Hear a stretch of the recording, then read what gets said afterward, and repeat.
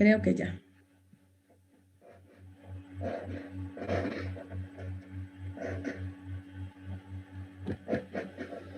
Sí, ya se está grabando. Perdónenme, porque si no luego me piden la grabación y no la tengo.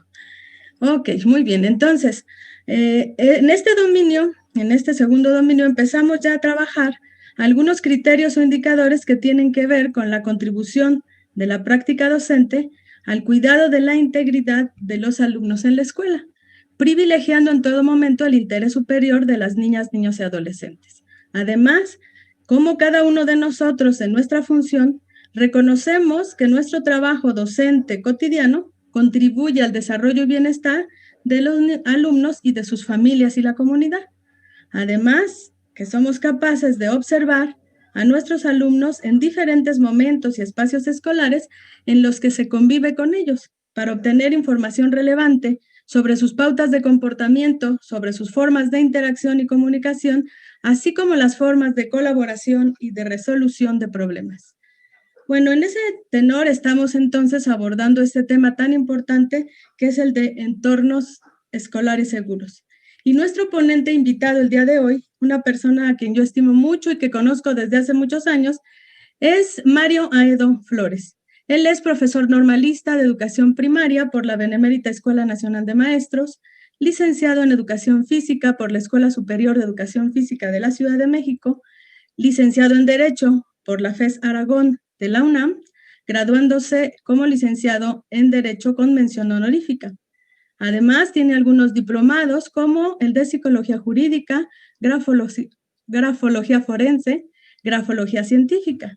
Ha sido docente en los niveles de preescolar, primaria, secundaria, bachillerato y licenciatura y director técnico en diversos colegios particulares, además de sinodal de exámenes profesionales en la Unidad Pedagógica de Ecatepec, apoyo jurídico en algunas áreas jurídicas de la SEP, como la extinta Dirección General de Educación Física y algunas otras áreas de la Secretaría de Educación Pública. Ha sido panelista en el programa Diálogos en Confianza de 11 TV y asesor jurídico de colegios particulares, además de ser abogado postulante. Entre los comentarios que les quiero hacer al hablarle de Mario, es mi gran amigo Mario, es que él ha estado participando en Diálogos en Confianza y próximamente, pues aquí les voy a dejar una invitación en la presentación que estoy ahorita poniendo para que ustedes puedan escucharlo el próximo martes en esta participación que va a tener en el programa de Diálogos en Confianza. Además que es muy importante interactuar con los ponentes cuando están participando en ese tipo de actividades. Hace unos días apenas dio una conferencia en la Benemérita Escuela Nacional de Maestros, de donde también yo soy egresada, y en el marco de la celebración del aniversario en la jornada normalista de nuestra normal, él dio una conferencia acerca del enfoque preventivo del marco jurídico que sustenta la labor de los docentes. Ustedes pueden encontrarlo a él en su sitio de Facebook. Su sitio es Licenciado Mario Aedo, es una página, y también les dejo el link para que ustedes lo puedan buscar. Él es autor de un decálogo, el Decálogo de la Prevención, que muchos de ustedes por ahí lo habrán leído porque corre en WhatsApp o en Facebook. Y bueno, este enfoque preventivo del marco jurídico que sustenta la labor del docente implica el tener conocimientos acerca de cómo debemos comportarnos en nuestra interacción con los estudiantes, siempre privilegiando el interés superior de la niñez. Ahí se los voy a dejar para que lo lean, pues son 10 puntos muy importantes, fundamentados en el artículo 19 del Código Civil Federal, y bueno, de toda la normatividad jurídica, que además ese artículo 19 nos dice que la ignorancia de las leyes no excluye su cumplimiento, por eso es muy importante conocerlas. Entonces, se los dejo el decálogo porque es algo importante para ustedes. Otro de sus grandes aportaciones es un pensamiento que se llama el profe de la pelotita. Él, como educador físico, pues ha contribuido durante varios años al desarrollo de actividades en torno a la educación física. Y bueno, hay un sitio en internet de Perú que retomó, el sitio se llama Los Juegos del Inca, y él retomó este pensamiento y lo grabaron, además dándole la autoría y respetando los derechos de autor de Mario. Y bueno, ahí se los dejo también para que después, cuando ya bajen la presentación, ustedes puedan entrar al sitio y ver el video del profe de la pelotita. Y también les estoy dejando un link porque al finalizar la participación de Mario, ustedes van a poder tener acceso a un cuestionario que él preparó para ustedes sobre el tema de entornos escolares seguros. Y la invitación para el próximo martes, 16 de marzo a las 9 de la mañana, en donde él, a través del programa de Diálogos en Confianza, pues nos va a compartir sobre el tema de el TDAH, el trastorno de déficit de atención por hiperactividad. Y bueno, ahí les dejo el link para que ustedes puedan tener toda esta información y conozcan un poco más de Mario, además de que cuando tengan alguna situación jurídica, pues pueden acudir a él porque él es el experto. Entonces, el día de hoy nos va a presentar Mario esta temática y nos va a compartir su presentación. Bienvenido, Mario, es un gusto escucharte, es un gusto saludarte. Y pues aquí están todos los maestros que están inscritos en el diplomado, dispuestos a escuchar este tema de entornos seguros.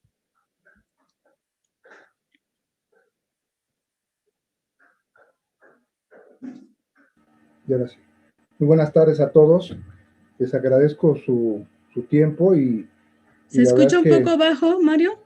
Un segundo. A ver, ¿Ya? ¿Ya se escucha bien? Bajito. ¿Ya? Un poco bajo. Bueno, ¿ya se escucha bien? A ver si así. O ok, cambio de sí audífono. Se escucha, vamos a ver. Haz grande tu presentación, por favor. Sí. Gracias, ya se escucha mejor. Buenas tardes a todos, la verdad es que es muy grato. Agradezco infinitamente a mi buena amiga, la doctora Heréndira, por la invitación, a la consultoría Ascender México y sobre todo a la vida. Yo siempre voy a agradecer a la vida de permitirme ejercer la más noble profesión que existe, que es la de la docencia, y más aún cuando lo hago acompañado de la abogacía. La verdad que es un lujo que la vida me ha permitido y que siempre lo voy a estar profundamente agradecido. El día de hoy, antes de que iniciemos este tema de entornos escolares seguros, quiero hacer algunas precisiones. Es muy importante que hagamos algunas precisiones antes de iniciar con esta presentación. Siempre que ubiquemos toda esta información, yo les sugiero que lo hagan desde el entorno escolar, laboral, educativo, en que se desarrollen ustedes, de acuerdo a la función o al cargo que desempeñe. Se denomina de acuerdo a su tramo de control, ya sea como supervisores, como directores, como ATP, como docentes. Es la única forma como podemos hacer esta información teórica, hacerlo un poquito más significativo, hacerlo un pensamiento situado. Yo creo que es muy importante que lo ubiquemos de esa manera. La otra situación es que lo hagamos siempre con un enfoque lógico jurídico y que no hagamos planteamientos basados en lo que escuchamos de una manera recurrente. El día de hoy vamos a combinar algo que se denomina entornos escolares seguros, pero con una visión jurídica. Vamos a tratar de plantear hasta dónde es el tramo de control de cada una de las personas que estamos aquí. Nos dice Vicky que no es necesario que sostengas el micro, que sí se escucha. Ok, gracias. Y siempre pensar que para todas las circunstancias que ocurran dentro de nuestro entorno, tenemos que hacer un análisis situacional.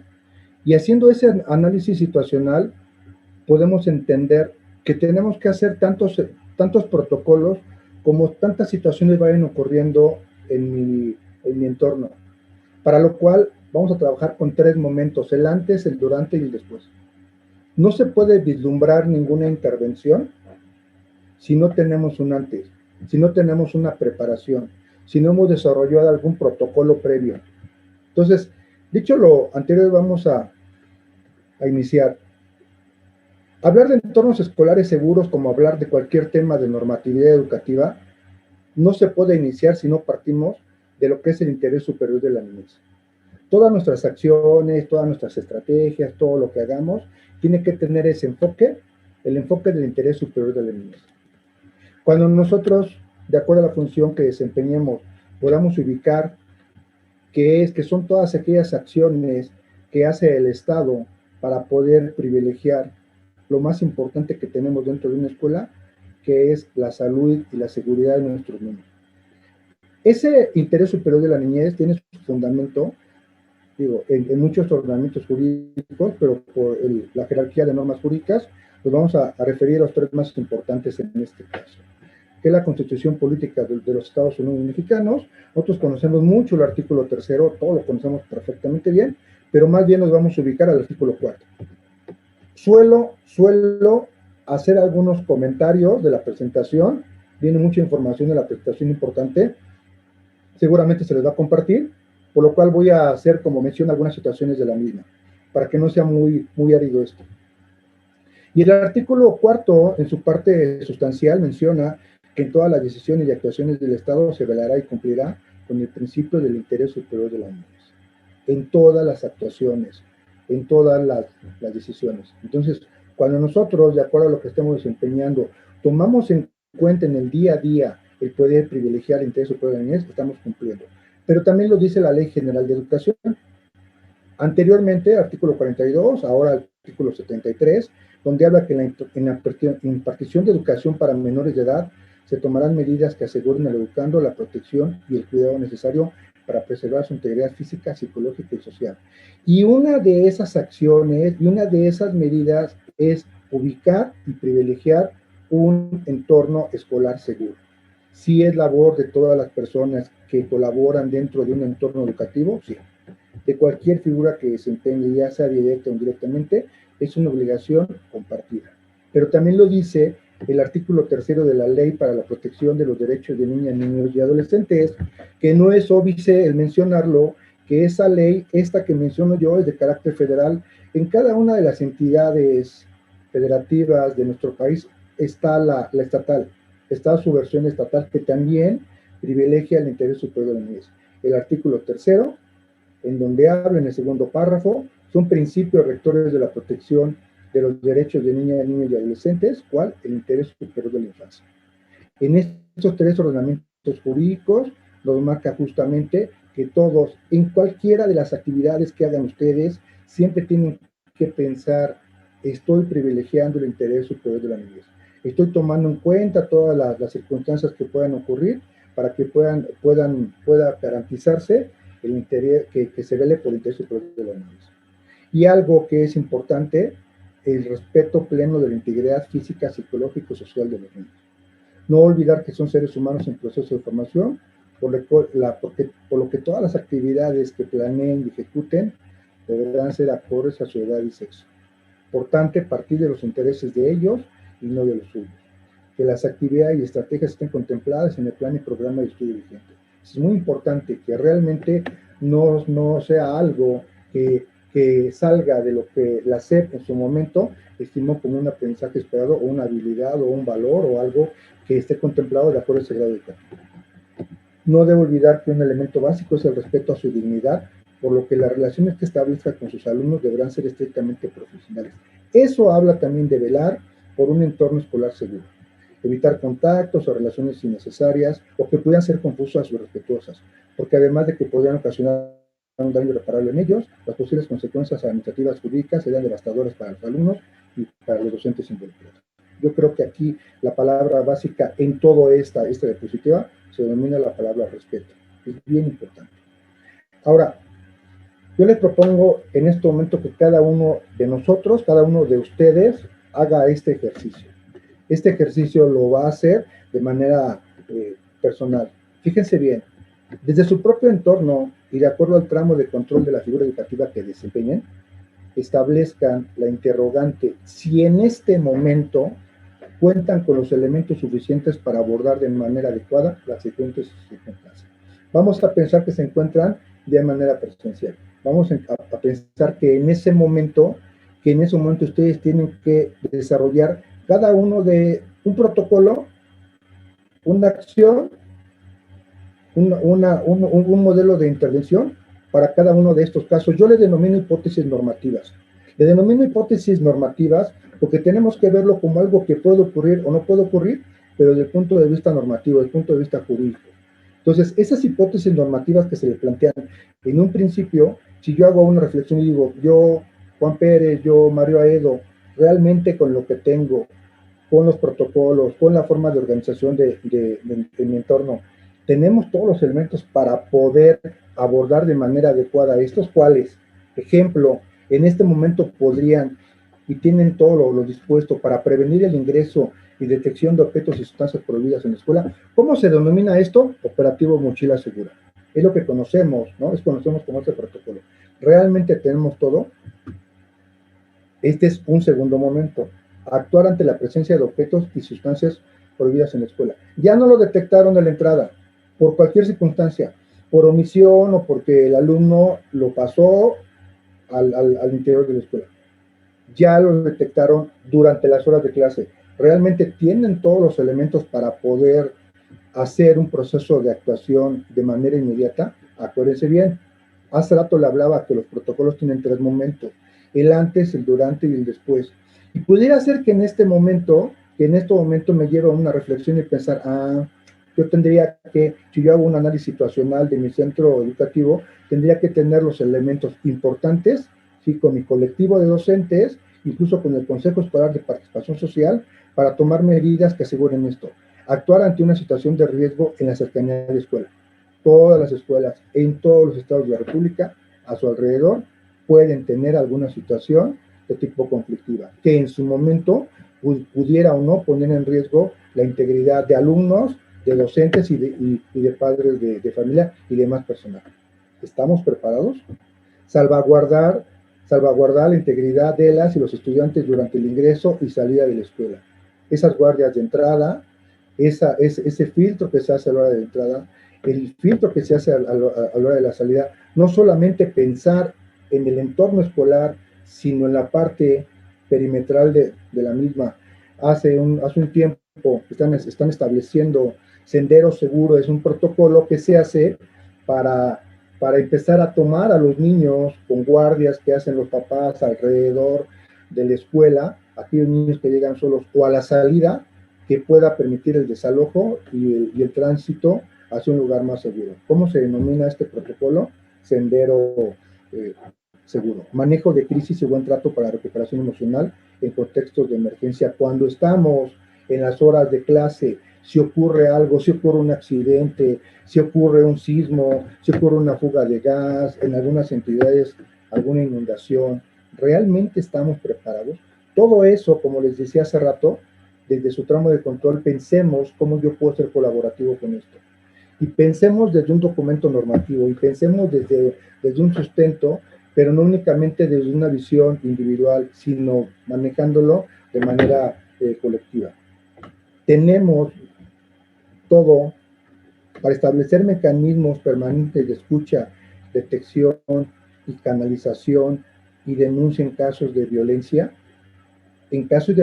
hacia los niños, como el acoso escolar, como la violencia escolar, como algunos casos que han atentado en contra de la integridad de los niños, de las niñas y de los adolescentes, pero con una connotación sexual, hablando de un abuso sexual o incluso de una violación. Realmente tenemos protocolos, sabemos cómo actuar, sabemos qué sigue, sabemos cuál es el número 2, sabemos que cuando yo, de acuerdo a la figura que tengo, que desempeño, sé qué hacer. Bueno, yo creo que es importante que revisemos todo esto. Todo esto me va a dar justamente como ese proceso de reflexión hacia lo que yo tengo que ir construyendo de manera preventiva. Cuando nos digan regresemos a presencial, ok, regreso, pero es importante que pensemos cómo puedo privilegiar un entorno escolar seguro. Hay algunos protocolos. Mario, me vuelven a decir del volumen, entonces algo hay que hacer ahí. Un segundo. Ellos insisten en que se escucha bajito. Permitan un momento. Sí, pero no todos se escuchan bien. No se preocupen, no es necesario que nos digan si se escucha, si se escucha, si se escucha. No es necesario, gracias. Solamente que los que no escuchan están ahí viendo que ellos están buscando la manera y sí, el volumen es un poco bajo. No se corta, está muy fluido, Laura. Seguramente es tu internet. Bueno, ¿ya? Gracias, Mario, todo bien. Gracias, ¿Ya? pero no es necesario que nos digas que sí se escucha. Gracias. Muy bien, Ya cambié de gracias. audífonos, ya cambié de Sí, audífonos. Manuel, Mil, gracias. No es mil necesario. disculpas, Gracias, gracias. mil disculpas a todos, pero ya estamos con esto. Ok, entonces hay un protocolo para la atención de aquellos casos relacionados al quebranto de la integridad de los alumnos. Esos protocolos se llaman protocolos ASEAN.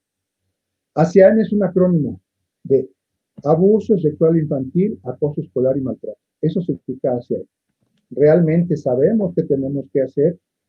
En el año 2015 la Comisión Nacional de Derechos Humanos hizo una recomendación a la SEP y en esa recomendación hablaba justamente sobre la obligación de la SEP que tenía que trabajar con esos protocolos ASEAN.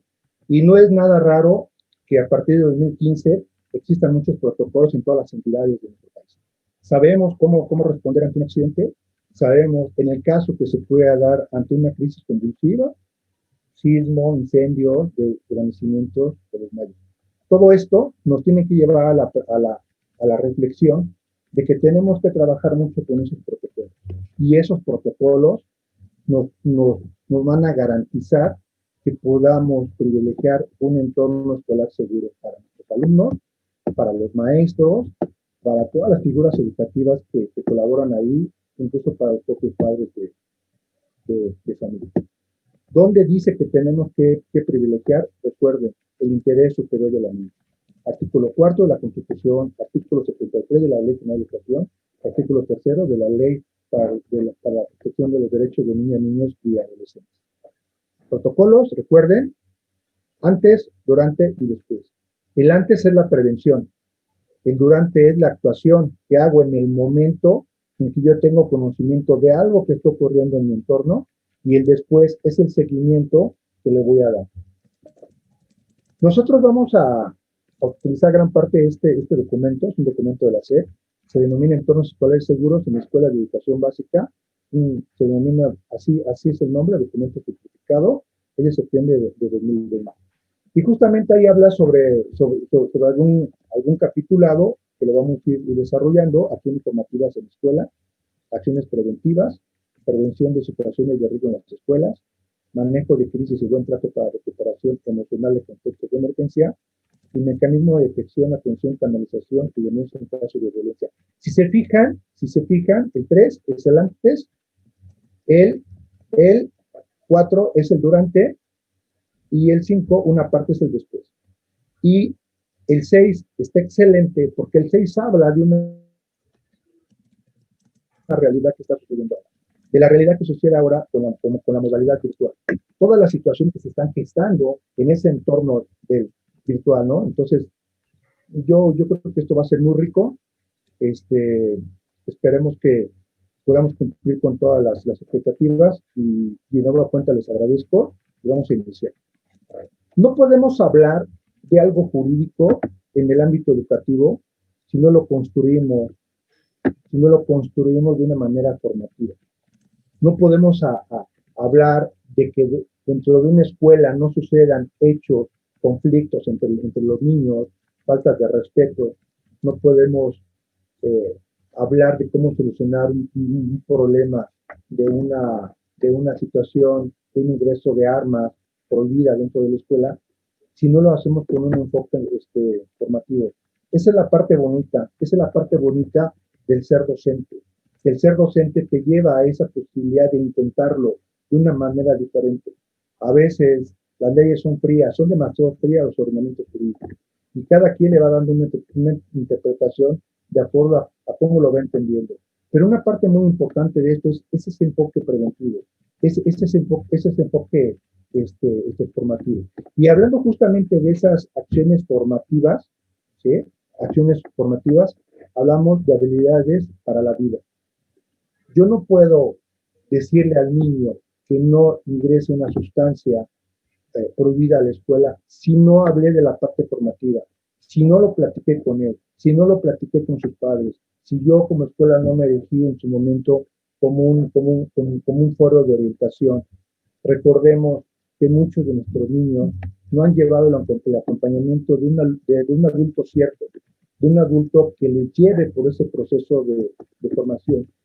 Y antes ubicamos a la disciplina como algo frío, como el siéntate, cállate y lo vas a hacer porque yo lo digo y porque soy el maestro, ¿no? Pero ahora esto ha cambiado, favorablemente ha cambiado y entramos a unos procesos de razonamiento muy bonitos, los cuales se sustentan en el respeto. Y yo creo que ese desarrollo de habilidades para la vida que nos permitan justamente, o que le permitan al niño, a la niña, al adolescente, integrarse de manera adecuada al entorno familiar a que les corresponde, al entorno escolar e incluso a su entorno social. Creo que ese tiene que ser el objetivo de cualquier intervención docente. Y justamente hablando de una construcción para entornos escolares seguros, no es una excepción. No podemos hacerlo si no lo vemos desde un punto de vista formativo. ¿Cómo? Pues por una cultura de la paz, por supuesto. Por supuesto, promover la participación y el diálogo en la escuela. El poder empoderar a los alumnos, el poderle darle foro de expresión para que expongan sus puntos de vista. La verdad que es muy rico platicar con los adolescentes, con los niños, cuando se aborda un tema conductual a partir de una asamblea escolar. Y no solamente es decirle al chico, oye, vas a tener esto y por qué este reglamento de la escuela. ¿Por qué no lo hacemos participar? ¿Por qué no hacemos un buzón? Un buzón escolar donde recibamos y donde él puede expresar puntos de vista.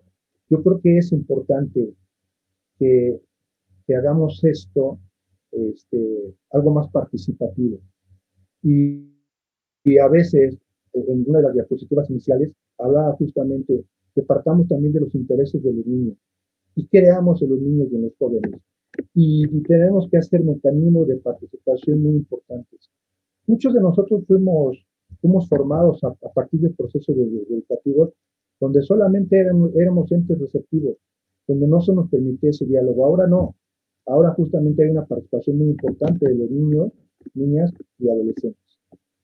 Una parte importante de esto, cuando tenemos el trabajo con niños con trastornos por déficit de atención con hiperactividad, trastornos posicionistas desafiantes o niños con problemas conductuales, es el manejo pacífico de conflictos.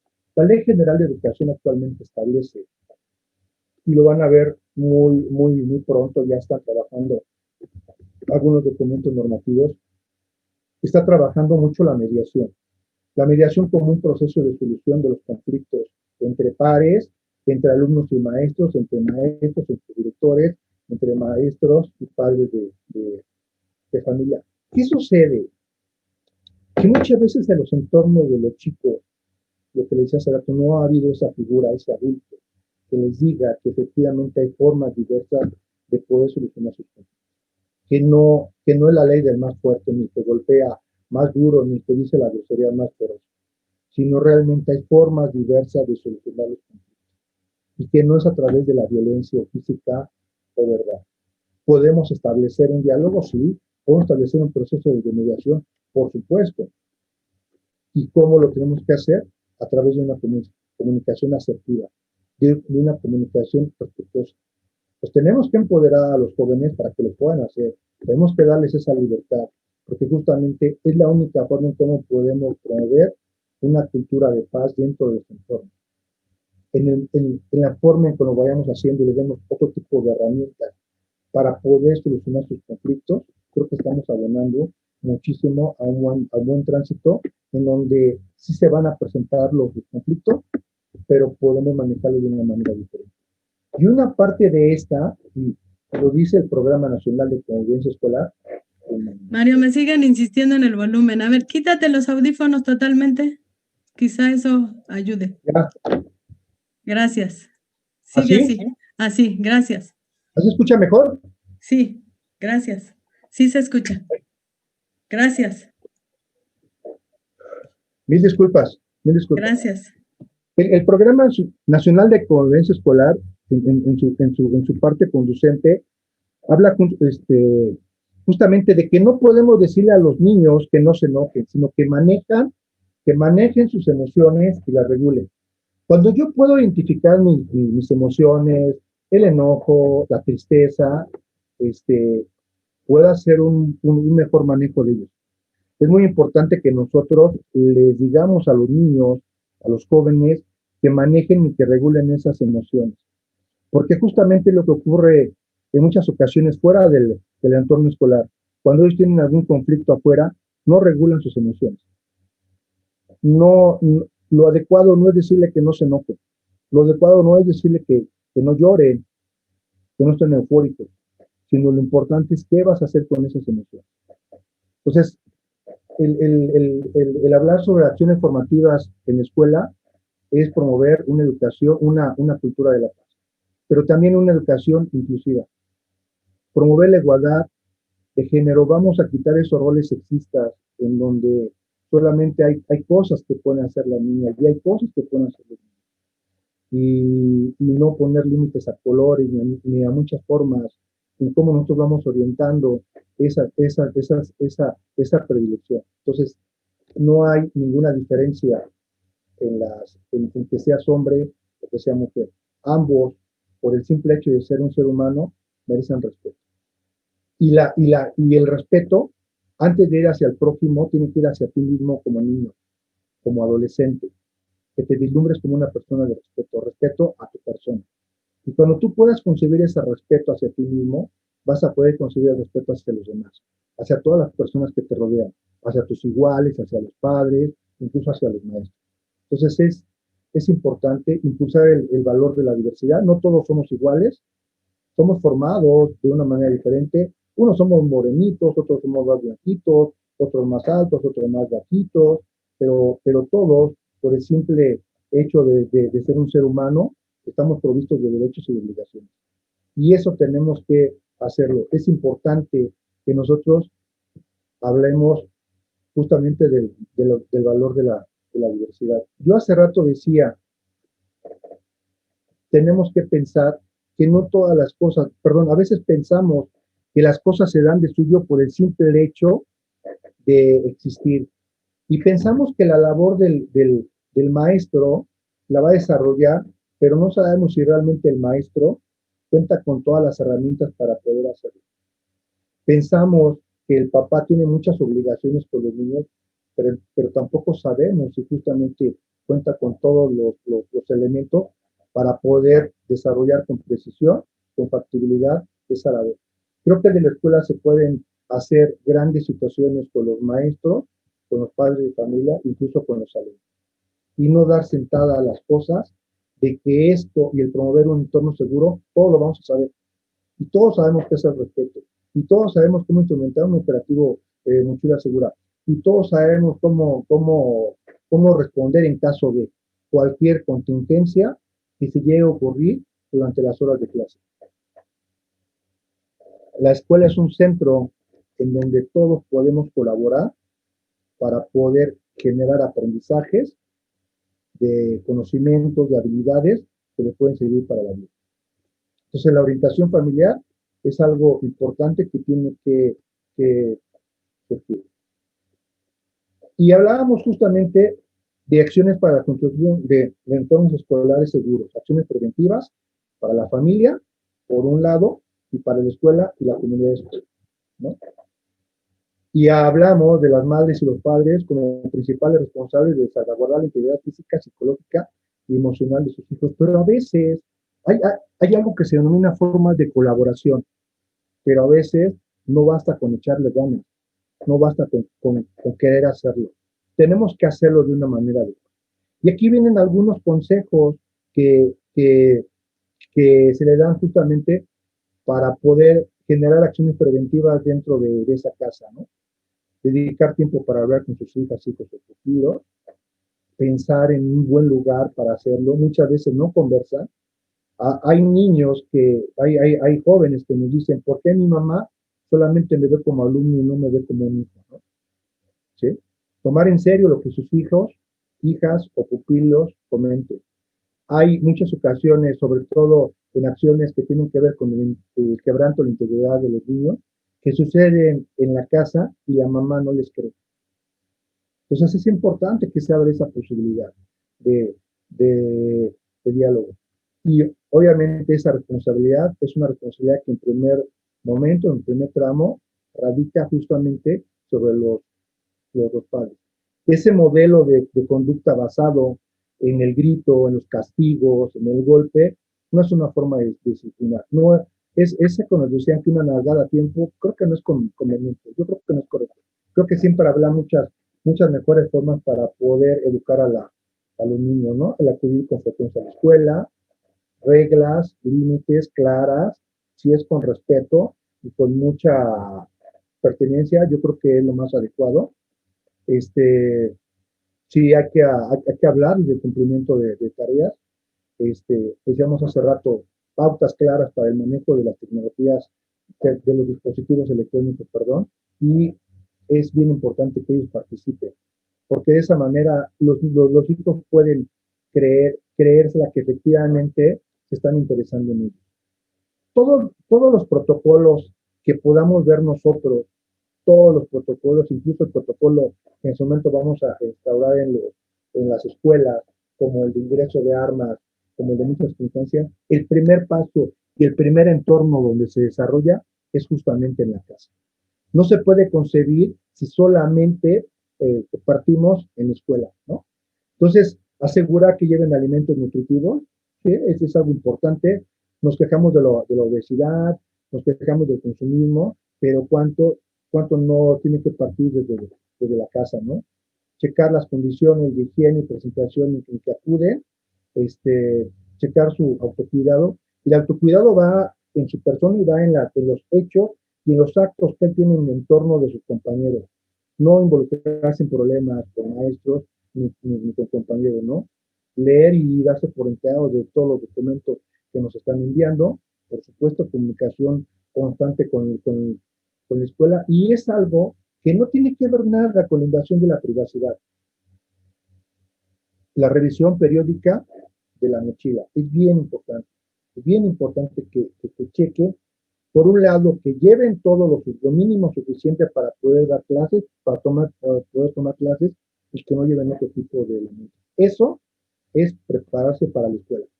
Pero también es importante que chequen que no vaya nada de armas de fuego, armas blancas, objetos importantes, sustancias tóxicas, pastillas y medicamentos no recetados, sustancias y objetos explosivos, que a veces lo llevan más como una broma, como una paloma, como un cohete, como un dispositivo de esos que se utilizan en las fiestas patrias, ¿no? Herramientas no autorizadas, artefactos y objetos para consumir. Es importante que sea ese diálogo, que se cheque desde la casa. Pero la única forma de decírselo es cuando ellos están a un lado de sus hijos. Y cuando nosotros como escuela les decimos que esos objetos no pueden ingresar en la escuela. Y para la escuela y para la comunidad, yo creo que no hay nada, no hay que llevar una batalla, perdón por la palabra batalla, de manera aislada. Yo creo que el trabajo conjunto, el trabajo colectivo es lo que nos puede garantizar que efectivamente esto se lleva a cabo. Todos estos protocolos que vamos a ver se tienen que llevar con padres de familia y involucrando a las diversas figuras que están dentro de la escuela, desde el conserje, de las trabajadoras, los administrativos, los prefectos, la subdirectora, los docentes, las directoras, todas las personas que están ahí, y en algunos, incluso los padres de familia. Es muy importante que todos ellos se involucren, para lo cual tenemos que hacer un inventario. Fíjense bien que es un inventario. Un inventario de los recursos con que cuenta la escuela, los internos y los externos. Los internos, tanto infraestructura como si tenemos personal capacitado para algún tipo de acción de manera específica. Y externos, todo lo que tengamos alrededor que nos pueda perjudicar o que nos pueda ayudar. Es muy importante, porque en el momento en que echemos a andar un protocolo para salvaguardar un entorno seguro, tenemos que saber qué tenemos adentro y qué tenemos afuera. Qué tenemos en nuestro entorno, ¿no? De la escuela y en el exterior. Es muy importante. Incluso aquí habla de un croquis, ¿no? Un croquis de esos recursos con los que ahora sí, vamos directamente a la prevención de situaciones de riesgo en las escuelas. Aquí vamos a ver tres momentos diferentes. Estos tres Estos tres protocolos se parecen mucho. Quiero ubicar que el primero es el que se ubica al ingreso de la escuela.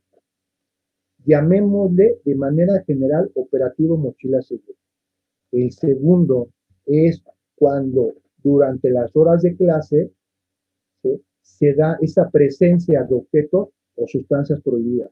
Cuando alguien lo detecta durante las horas de clase y no fue en un primer momento.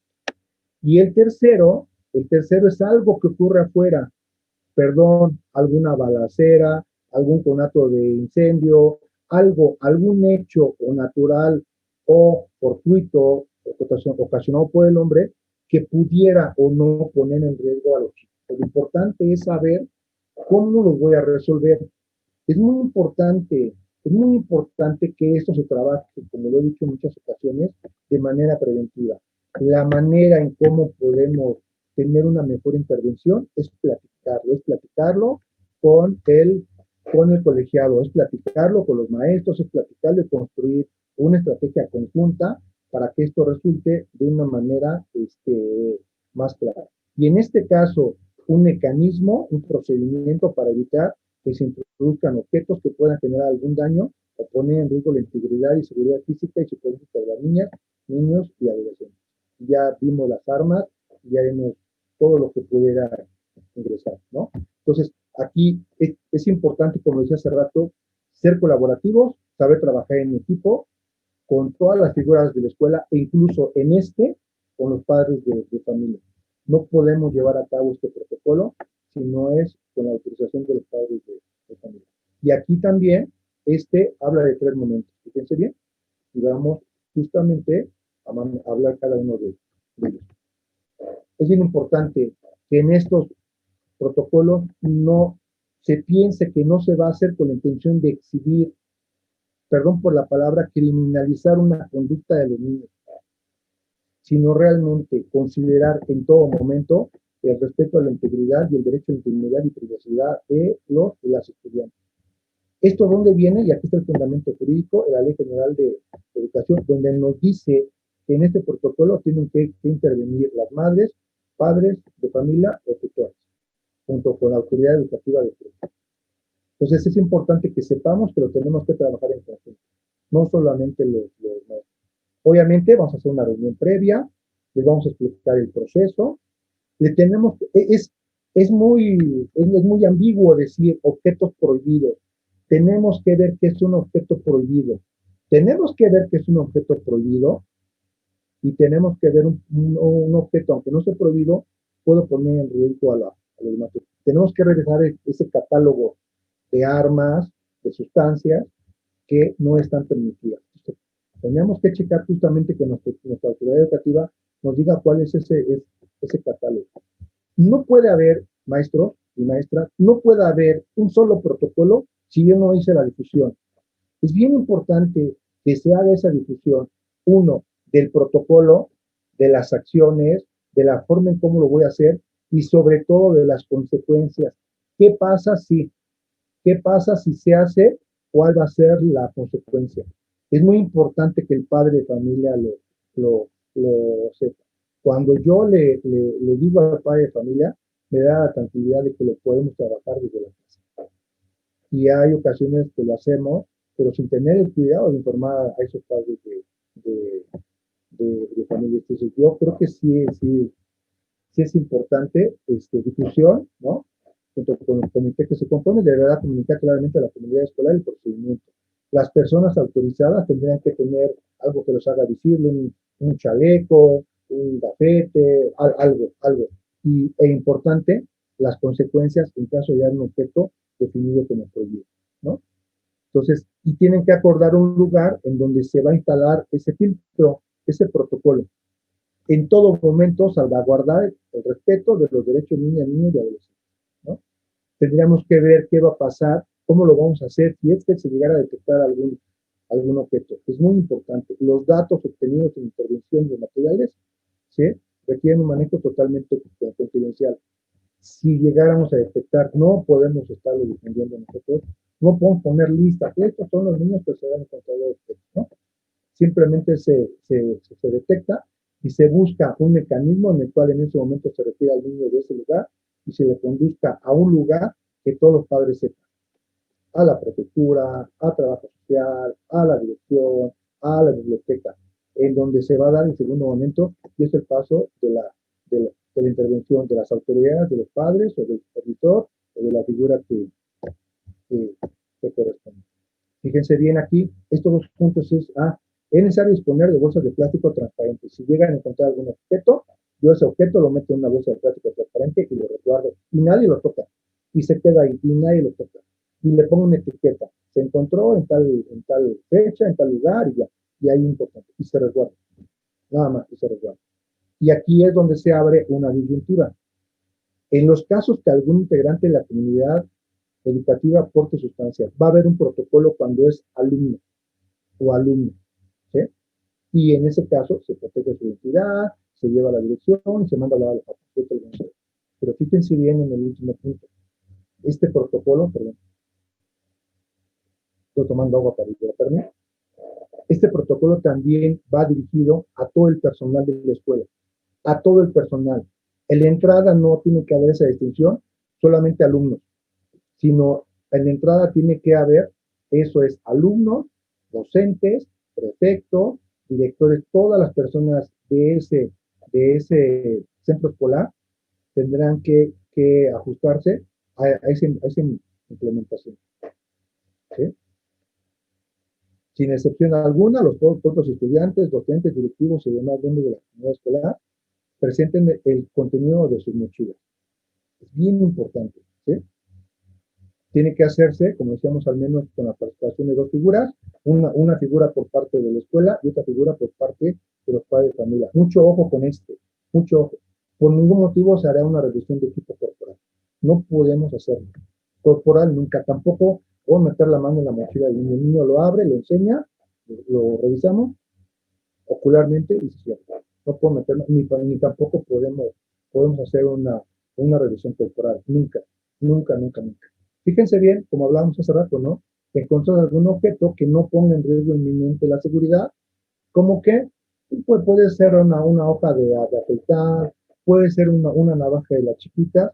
Digo, no tenemos que dar vista a todas las autoridades, simplemente se recuerda y se manda a llamar al papá. Esta decisión tiene que ser tomada desde antes, hacer el inventario de cuáles sí y cuáles no. Cuáles pueden poner en riesgo y cuáles no pueden poner en riesgo, aunque no es recomendable que entren a la escuela. Tanto en uno como otro se hace la intervención, pero el resultado es completamente diferente. En esto ya estamos en el durante, ¿no? Los objetos, acuérdense bien, no pueden ser tocados, los vamos a meter en una bolsita de plástico, con ciplo, lo cerramos, le ponemos una etiqueta y la resguardamos en la dirección, o en el lugar que de común acuerdo haya determinado el comité. Se asegura la mochila, se pone en riesgo la integridad, se llama al supervisor y se levanta un acta de hecho de lo que se encontró. Los documentos deben estar en un sobre cerrado, sellado, para que no puedan ser extraídos o revisados por el director o los docentes dirigirán al portador del objeto a la dirección. Ojo, aquí dice un acta de hecho. Si es que esto se le encontró a los niños, no pueden declarar a los niños sin la presencia de sus papás. Bien importante. El acta de hecho la puede hacer el director con lo que él vio, con la participación de las personas del comité. Pero no podemos hacer declarar a un niño sin la presencia de sus papás. En caso de que un estudiante se vaya a encontrar algún objeto que no ponga en riesgo, establecer comunicación con la madre, padre o familia. No se resguarda en la dirección y se le habla, se le pide que ese tipo de objetos no ingresen a la escuela, ¿no? En caso de encontrarse un arma de fuego, aquí hay que tener mucho cuidado. Luego, cualquier otra sustancia que ponga en riesgo la integridad, se resguardará la mochila, bolsa, el portafolio y se remite a la autoridad competente. Es bien importante que de manera inmediata se comunique al supervisor y ellos harán, junto con la dirección, si lo reportan a jurídico o lo reportan a las autoridades ministeriales o de seguridad pública correspondientes. Maestros, todas estas acciones, todo lo que sigue después de la implementación, tiene que estar desde el principio en el protocolo. No podemos tomar medidas que no hayamos establecido desde antes. Y esas medidas tienen que ser del conocimiento de los padres, porque justamente en ese momento es cuando vamos a saber si ellos se oponen o no se oponen a estos protocolos. Cuando tenemos el consentimiento de ellos, podemos actuar. ¿De acuerdo? Aquí, en caso de que esta detección sea algún miembro del personal que labora en la escuela, se procederá de acuerdo a la normatividad del servicio, y ahí sí se implementará de manera inmediata una estadística. Pero hablamos de un servidor público, de cualquiera, de cualquiera. Ese es el primer momento, esa es una primera hipótesis. Ahora, hablamos que no es en el momento de la entrada. Esto ocurre durante las horas de clase. Esto ocurre y algún prefecto, algún maestro, alguna secretaria, alguien se da cuenta, ¿no? Que hay algo. Si no obstante la revisión llegase a darse en caso de presencia de arma de fuego o blanca que amenaza a la escuela durante la jornada escolar, se recomienda. Primero que nada, mantener la calma. Es muy importante que podamos detectar personas dentro de la escuela que puedan tener ese manejo socioemocional de esta situación. Tenemos que verlo, y si no, tenemos que seguir manteniendo esa calma y poder resguardar al resto de los niños, ¿no? Indicar a los estudiantes colocarse en el piso boca abajo. Si hay una pistola, si hay algo en la escuela, se colocan boca abajo. El caso que más nos viene a la mente es aquel caso de hace muchos años de la ciudad de Monterrey, donde una educadora hizo una intervención excelente y donde en el momento de la crisis lo que hizo que los pequeños se colocaran debajo de los mesabancos y estuvieran cantando, y ella los ayudó y los colocó en un sitio seguro. Es lo que nos llega más como una imagen, ¿no? Boca abajo, lejos de las puertas, ¿no?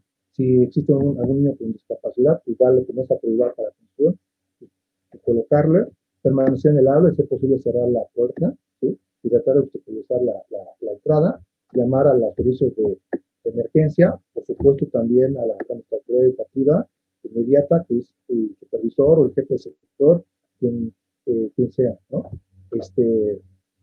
Informar a la autoridad escolar y identificar al portador del arma. Aquí uno de los principios básicos de cualquier protocolo es que el primer principio para que ayudes es que no te expongas, por lo cual yo no puedo llegar y violentar al portador y decirle que yo puedo cuando realmente no tengo esa habilidad, ¿no? No violentarlo, esperar que lleguen los servicios de emergencia, las personas que tengan esa experticia para poder hacerlo, ¿no? Si entrega el arma, depositarla en un recipiente, y lo mismo que hace rato, es guardarla, ¿no? En caso de que sea un estudiante el portador, de manera inmediata, independientemente de todas las personas que vivimos hace rato, habría que comunicarse de manera inmediata con sus padres, ¿no? Brindar las facilidades a los servicios de emergencia para que hagan verificar cuando sea posible si hay personas heridas y solicitar los servicios de emergencia, y ya que tengamos el control, ahora sí, ir informando a los padres, porque lo más seguro es que tengan que retirar a los chicos de ese centro escolar, ¿no? Lo que decíamos hace rato, ¿no? No podemos hacer una intervención adecuada si no hacemos simulacros. Sí es importante que hagamos simulacros, es importante que así como hacemos simulacros para sismo, también hagamos simulacros para presencia de armas. ¿Qué podríamos hacer? Que podamos hacer simulacros para accidentes. Para todo eso es muy importante que la idea de cómo lo vamos a ir resguardando.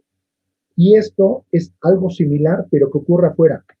Vamos a suponer alguna balacera, vamos a suponer algún conato que se ubique fuera, pero que vaya aproximándose a nuestro entorno, ¿no? Igual mantener la calma, colocarse boca abajo.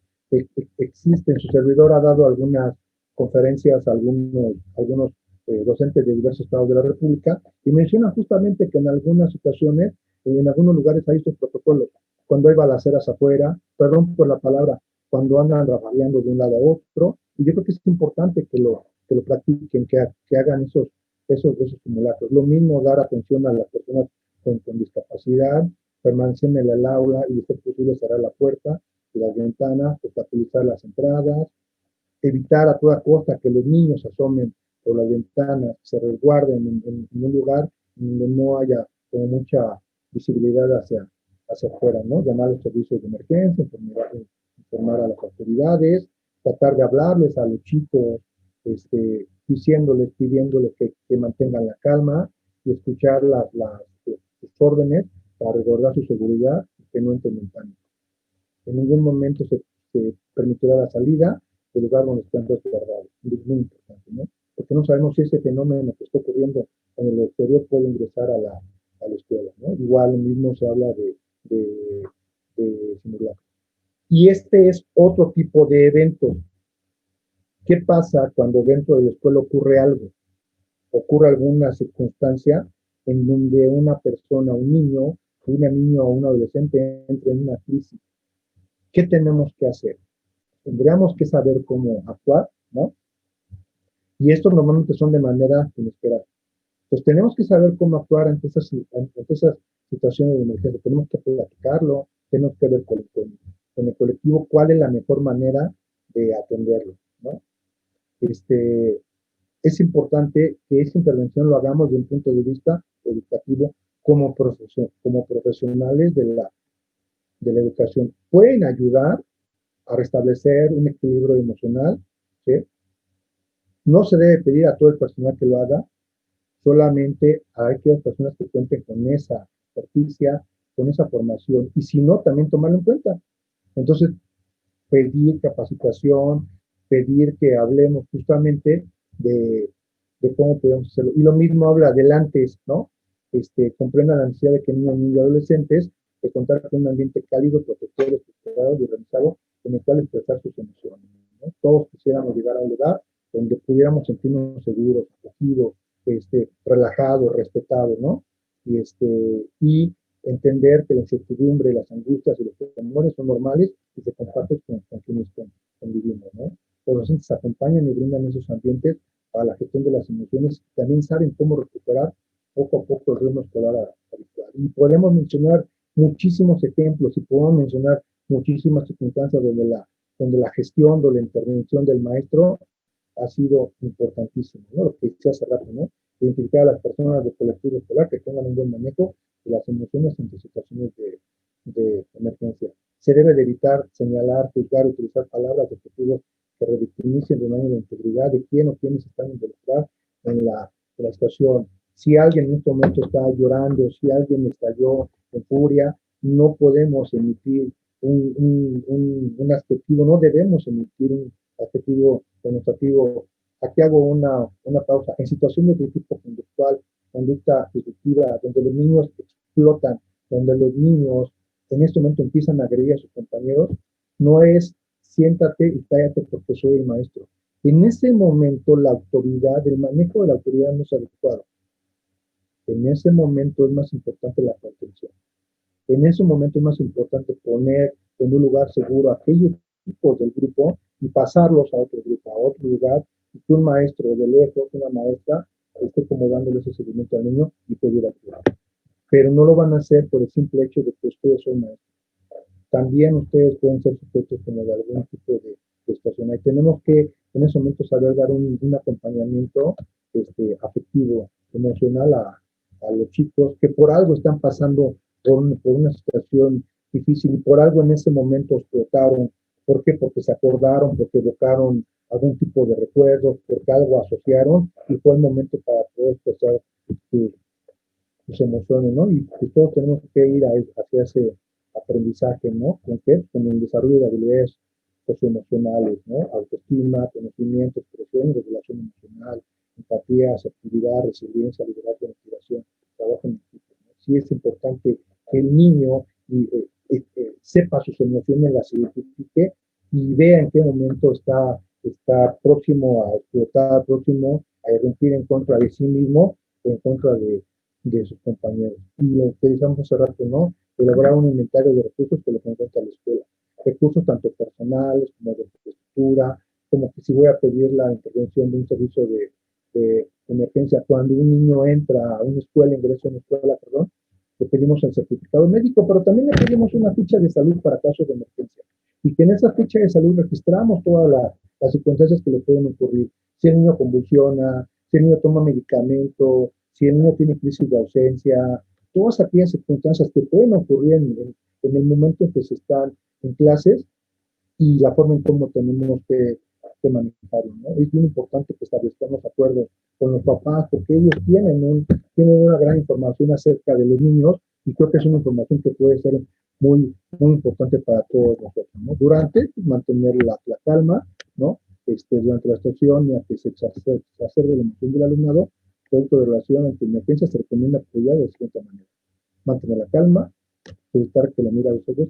Y esa situación de verme a los ojos, estoy hablando, respira, tranquilízate, tratar de ubicarlo, en qué momento está, cómo se llama, no hablarle del evento mismo, no decirle guarda silencio, cállate, sino tratar de que se tranquilice, a veces, a veces un poquito de agua en la cara, ese tipo de circunstancias son más importantes como un proceso de contención y no un proceso de que porque soy el maestro vas a guardar silencio, porque lo único que hace es que exploten más, ¿no?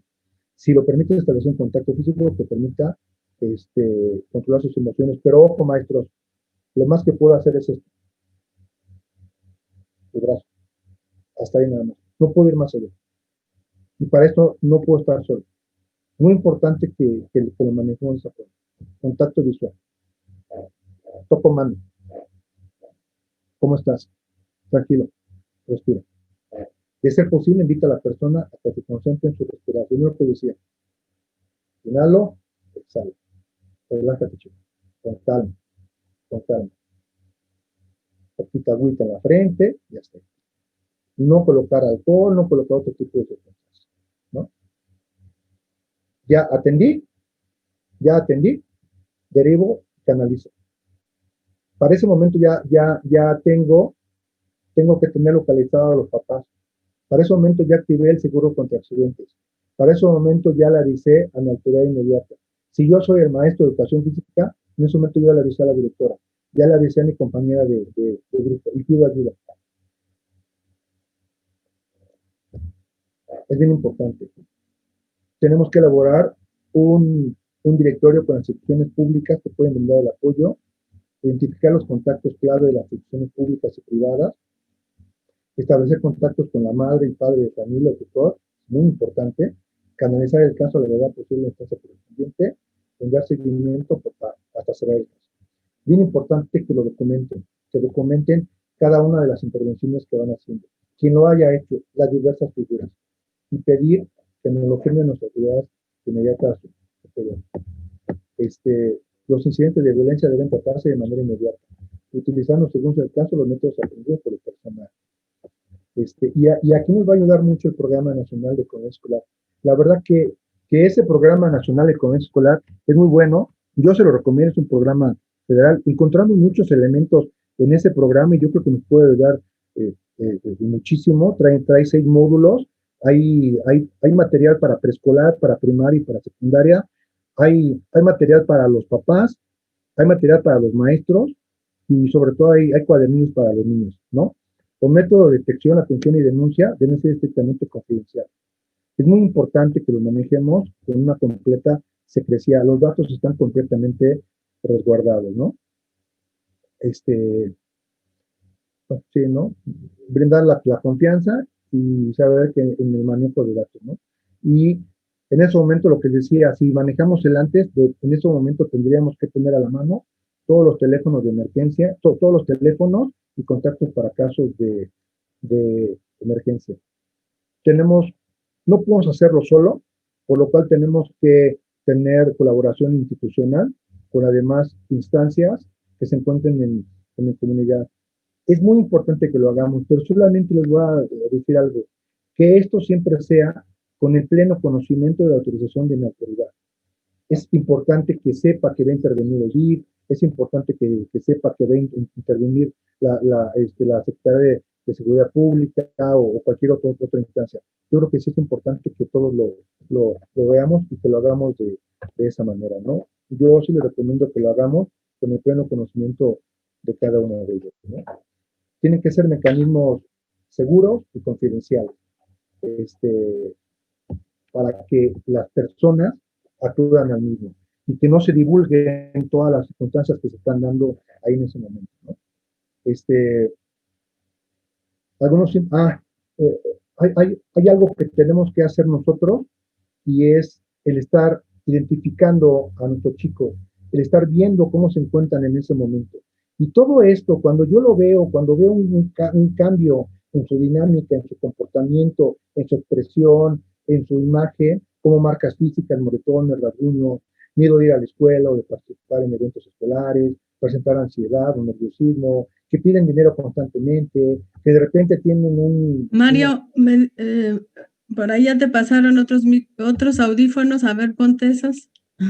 ¿Ya? A ver si así. ¿Ya se escucha? Porque están, ¿Ya? ajá, gracias. ¿Ya? Sí, gracias. Tener un bajo rendimiento académico, presentar ausentismo, esos cambios que se van dando cuando la dinámica de esos chicos, la verdad es que sí tenemos que estar al pendiente. Seguramente no vamos a resolver la problemática nosotros, seguramente esto nos va a rebasar, pero yo creo que sí cabe la pena avisar a nuestras autoridades, decir, está pasando algo con este chico, está pasando algo con este alumno, algo que no está teniendo un comportamiento inusual. Estoy viendo marcas, estoy viendo moretones. Y yo creo que sí lo podemos hacer nosotros. Tenemos que ver esto, estos son alertamientos, estos son indicadores que algo está ocurriendo. Sí, y seguramente no podemos decir qué es lo que está ocurriendo, pero sí podemos decir que está ocurriendo algo diferente, ¿no? Yo creo que estos indicadores sí son muy importantes que los podemos, visualizar, ¿no? Que asigne una persona para atender estos casos, que se debe dar la confianza a los niños involucrados para poder realizar una entrevista inicial. Y me refiero a esos casos que pueden atentar en contra de ellos, ya sea dentro de la escuela o ya sea dentro de su propio entorno escolar. Él tiene que tener un medio, tiene que tener un vehículo y una persona con el cual tiene que exponerlo, ¿no? También tenemos que pensar que aunque no queramos, puede llegar el momento de la revictimización y en ese momento puede poner alguna situación en cuanto a una crisis emocional y tener los elementos para poderla hacer. Tenemos que platicar con él, es muy importante platicar con esta persona, recabar los datos, el mayor número de datos, avisar a los papás que está ocurriendo algo, sin saber qué, sin culpar, simplemente está ocurriendo algo. Por supuesto, la intervención no se puede hacer de manera aislada. El maestro tendría que ocuparse y avisar a sus autoridades educativas respectivas. Y aquí es bien importante, este es un diálogo, es una entrevista que se da entre un maestro, que es esa figura de confianza dentro de un entorno, pero no es un acta de hecho, no es para instrumentar un acta de hecho. Lo voy a hacer con la intención de escucharlo, de recabar elementos, pero no lo haga. Cualquier instrumentación de acta de hechos siempre tiene que ser con la presencia de los padres del menor. Eso es bien importante, ¿sí? Y aquí tenemos que ver si esa conducta, si esa situación la podemos manejar dentro de la escuela o la vamos a manejar o tenemos que dar vista a algún otro tipo de autoridad. ¿De qué depende del hecho mismo? ¿De qué depende? Siempre que sea un maltrato puede o no darse vista, pero siempre que sea un acto de connotación sexual, siempre y por todos los motivos tenemos que dar vista a las autoridades, tanto educativas como judiciales, ¿no? Um, si es el hecho se resuelve en la escuela, pensar en entrevistar al sujeto pasivo, pero también al sujeto activo. Tenemos que ver si hablamos, por ejemplo, de un acoso escolar, el mal llamado bullying, en donde de manera constante alguien está violentando al compañero. Digo, yo creo que es importante poder hablar con las demás personas, con el sujeto activo, con el sujeto pasivo, porque seguramente el sujeto activo tendrá muchas consideraciones que platicar con él, y más allá de llamarle la atención o de aplicarle alguna medida disciplinaria, creo que lo importante es saber por qué se están haciendo este tipo de circunstancias, ¿no? Digo, en la mayoría de los casos, el enfoque de justicia restaurativa y mediación que se centra en reparar el daño causado, entender por qué ocurrió la violencia y prevenir más casos de violencia es el método más eficaz para asegurar que no vuelva a ocurrir. Maestros, acuérdense bien de esto que les voy a decir, de estas 3 preguntas que alguien les va a hacer en su momento. cuando tengamos algún hecho que tenga que ver con el quebranto de la integridad de los niños. Pregunta número 1, ¿supiste? ¿Sí supiste? ¿Ok? ¿Y qué hiciste? ¿O solamente supiste y no informaste? ¿Supiste qué hiciste? Punto número 2, ¿supiste qué hiciste en la atención de ese niño, de esa niña o de ese adolescente? ¿Qué hiciste dentro de tu tramo de control? Y lo que puedas documentarlo, es bien importante que lo documentes. En el momento en que tú se lo hagas de conocimiento a autoridad, haz tu incidencia, haz tu bitácora y documentalo. ¿Y qué hiciste para que ese tipo de hechos no vuelvan a ocurrir? Repito, ¿qué hiciste? ¿Qué hiciste en la atención de este asunto con este niño o esta niña? ¿Y qué hiciste para que este tipo de hechos no vuelvan a ocurrir? Si un enfoque disciplinado positivo es todo lo requerido, la respuesta debe ser rápida y proporcional a la infracción. Además, debe ser enfocada en corregir el comportamiento, no humillar al estudiante, lo que decía, al sujeto activo, hablar con él, porque seguramente habrá muchas consideraciones que nos puedan eh, dar el entendimiento, el saber por qué está actuando de esta forma, más allá de aplicar una medida disciplinaria, porque esa será la única forma en que este tipo de hechos no vuelvan a ocurrir. Es importante destacar que en ningún caso en que estén implicadas conductas tipificadas como delitos tales como hostigamiento sexual, abuso sexual, violación, lesiones, la resolución se llevará a cabo en interior del plantel. Eso siempre tiene que documentarse y salir y hacer una serie de estrategias y documentarlo. Pero para esto tenemos que tener protocolos de intervención para casos hacia abuso sexual infantil, acoso escolar y maltrato. Para eso es bien importante que todos sepamos qué hacer. Y todo lo primero inicia desde que la figura educativa que corresponda tiene conocimiento de los hechos, y el cual tiene que avisar a su autoridad superior y documentar. Todo esto habla justamente de un entorno presencial, del entorno en donde la próxima semana cumplimos un año de habernos retirado de nuestros centros escolares. Cumplimos un año de estar trabajando a distancia, reconstruyendo muchos entornos, reconstruyendo muchas formas, muchas modalidades de atención. Esto se está dando hoy. Y este decálogo, tendríamos que platicarlo justamente con niños, con padres y con maestros. Y decirle a los chicos, piensa antes de publicar, porque todo lo que escribas en la red puede permanecer al alcance de todos. Aun cuando lo borres, lo que se sube al internet ya no se puede bajar. Mantén secreta tu contraseña, ¿no? ¿Cuántas veces no la comparten con sus compañeros, con sus amigos, con sus novias, con sus familiares? Y ellos hacen un uso malicioso acerca de esa información.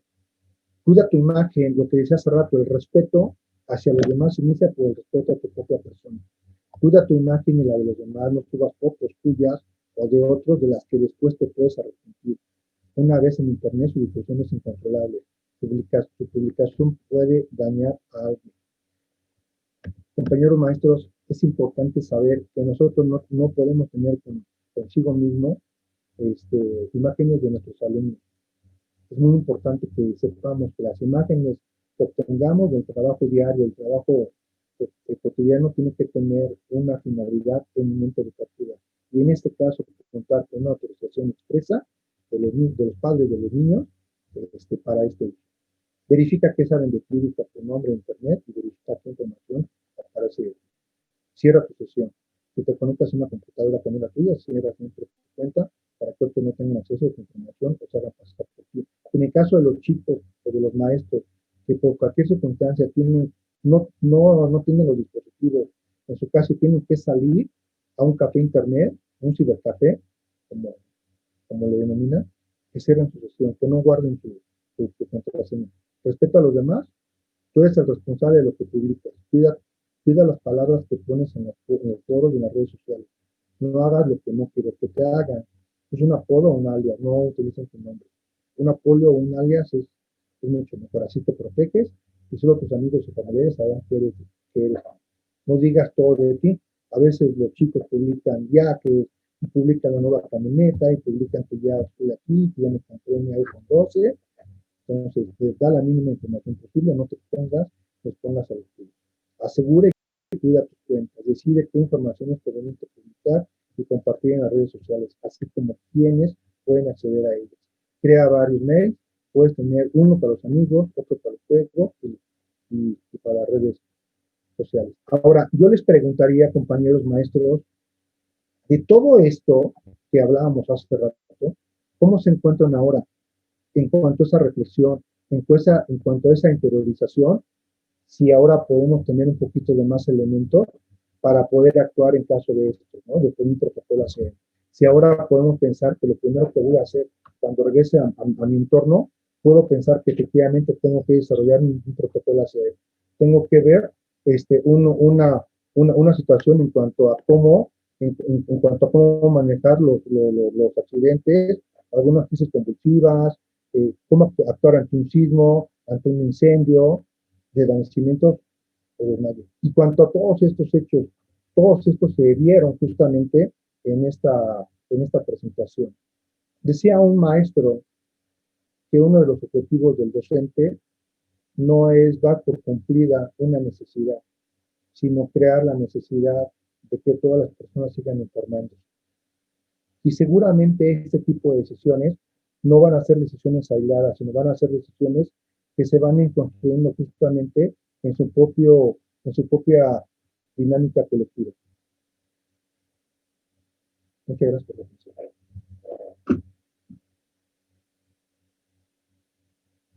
Gracias, Mario. Tenemos unas preguntas. A ver. Sí, adelante.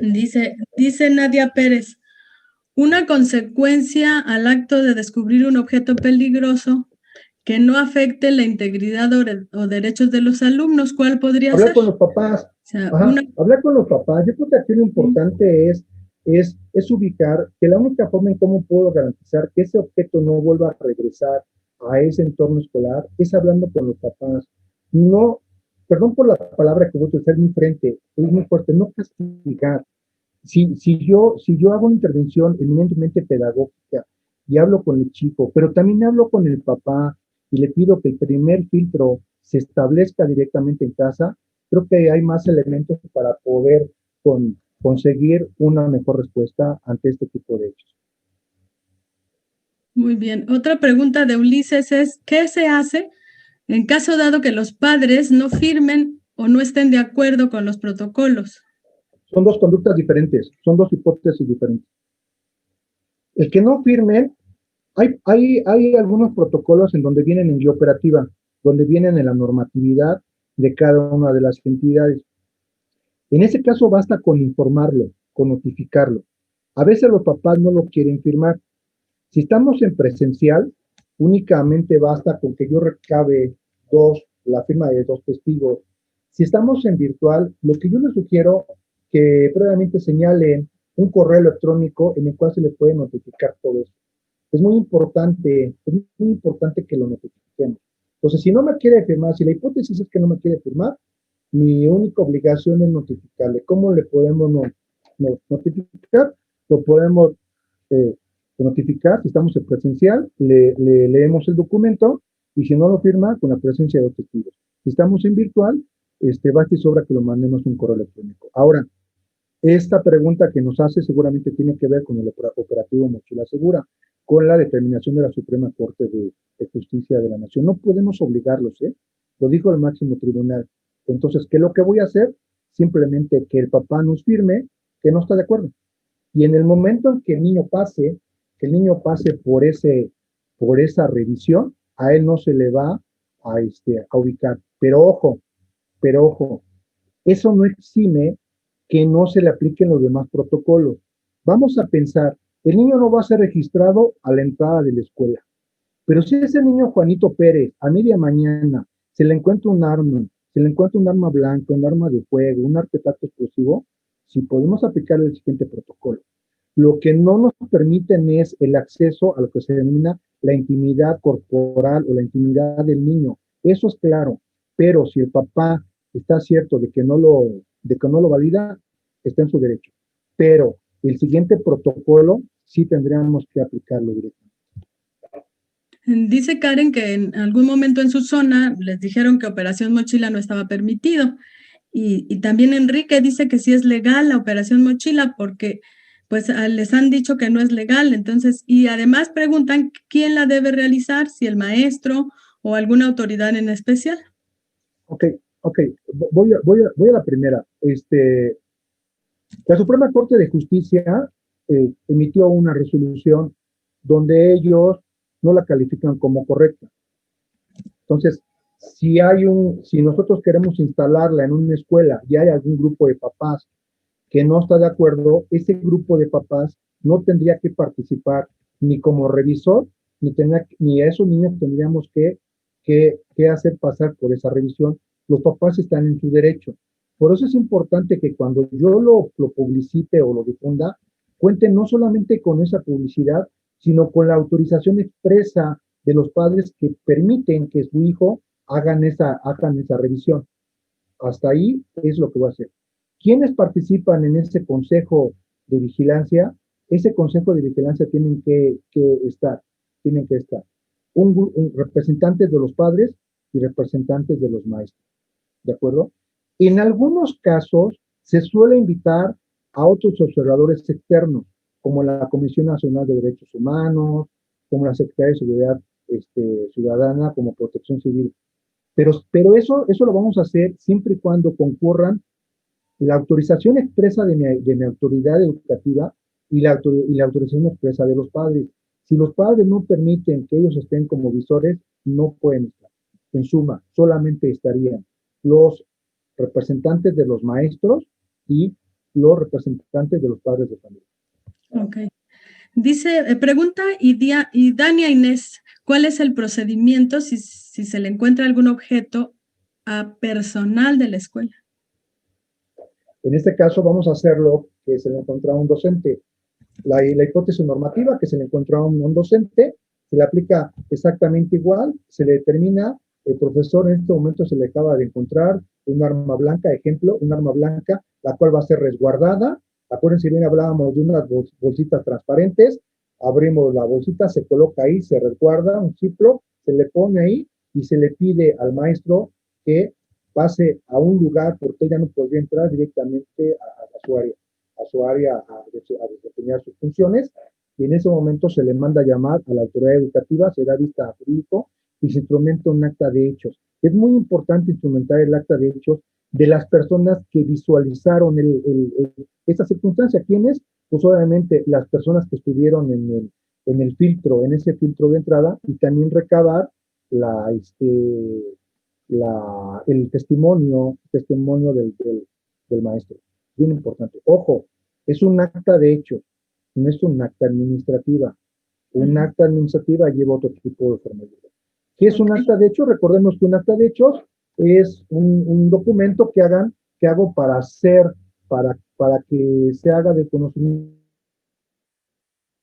que ocurrieron, lo cual lo voy a documentar. Es un acta de hechos más. ¿De acuerdo? También se tiene que manejar con mucha secrecía y con mucho respeto.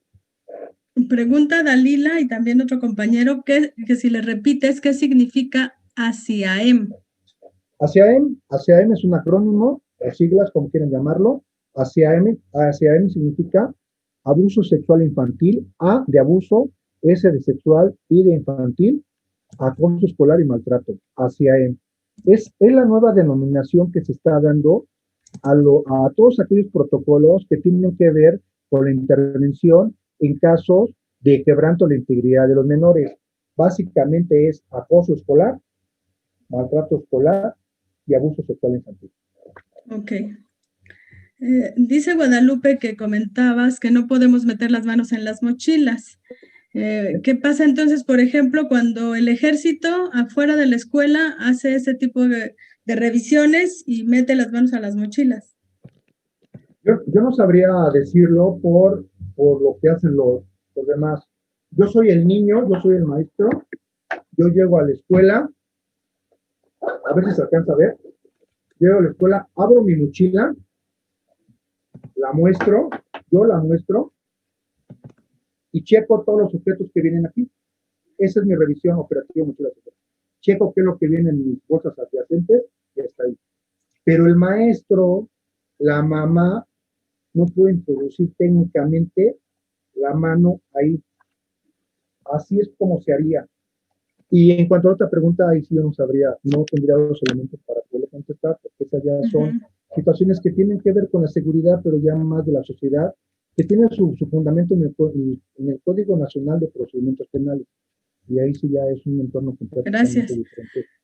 Gabriela Paulín pregunta sobre el catálogo de sustancias u objetos prohibidos en la escuela, si hay algún documento oficial o es el comité escolar el que determina dicho catálogo. Sí hay un elemento, si me permite, lo busco. Viene uno en la Ley General de Salud de las Sustancias. Déjame checarlo y te lo hago llegar a la liga para que lo revisemos todos. ¿De acuerdo? Gracias. Sí hay un catálogo. Gracias. Edith Romo dice, muy buenas tardes, tengo una pregunta. Según el Manual de Entornos Escolares Seguros para la Educación Básica que nos llegó a las escuelas, viene lo que debemos realizar en cada una de las acciones que han sido presentadas por el momento. Analizando el manual y con la exposición del ponente, me surge la pregunta siguiente. ¿Qué puedo hacer yo como docente o como director si en un jardín de niños, zona rural, en la revisión de mochila, se encuentran objetos punzocortantes y sabiendo que se debe detener el objeto prohibido, aún a sabiendas que los objetos fueron puestos en las mochilas por los padres?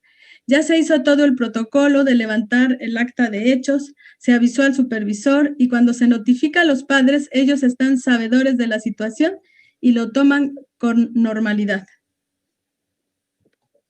Una de las cosas que se sugiere es siempre, cuando yo haga la publicidad o la difusión del protocolo, saber las consecuencias.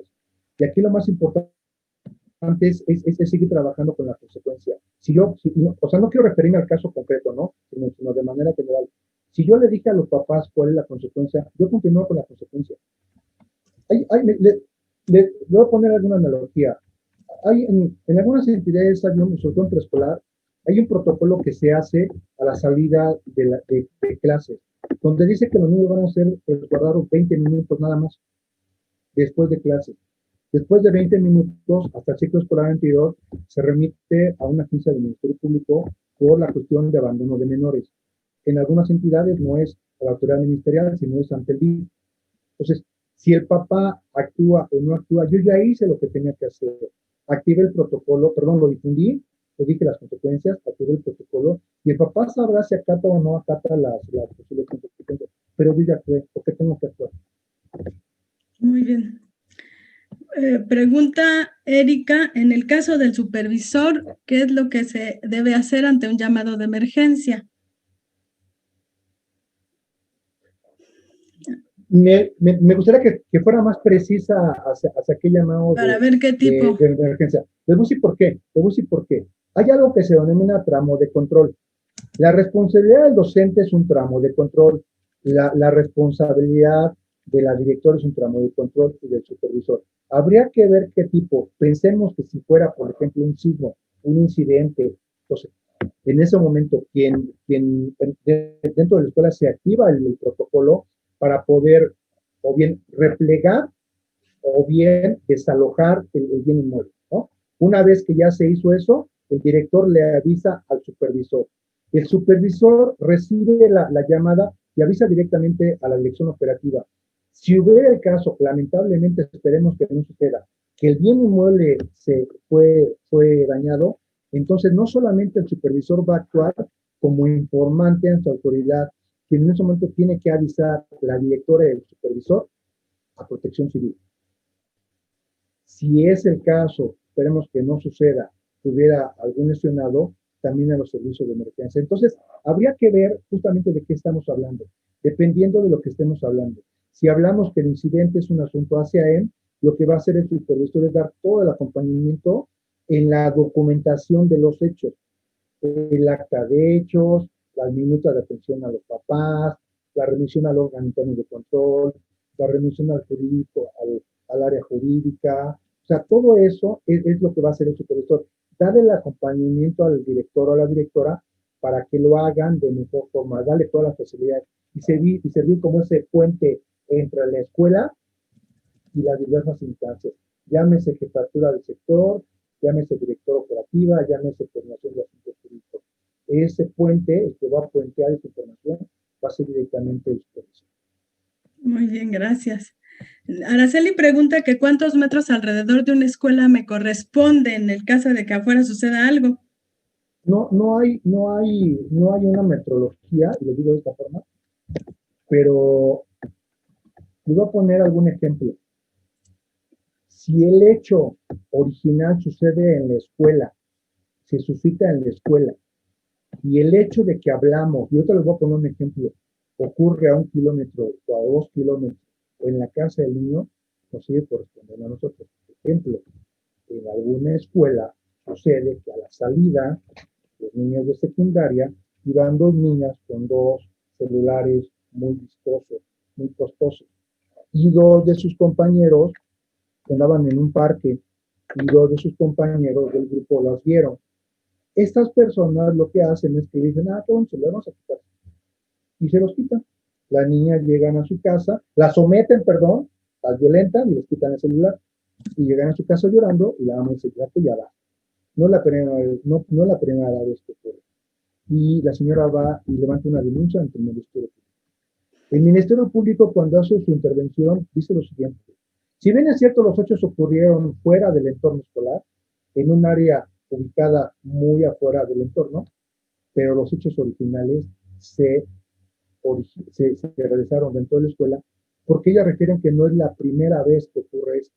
Si viene siendo en cuanto a metros, en cuanto a una ubicación, no ocurrió muy cerca, porque no era tan cerca de la escuela, sí era responsabilidad tanto del director como de los maestros en haber dado esa intervención. Muy bien, gracias.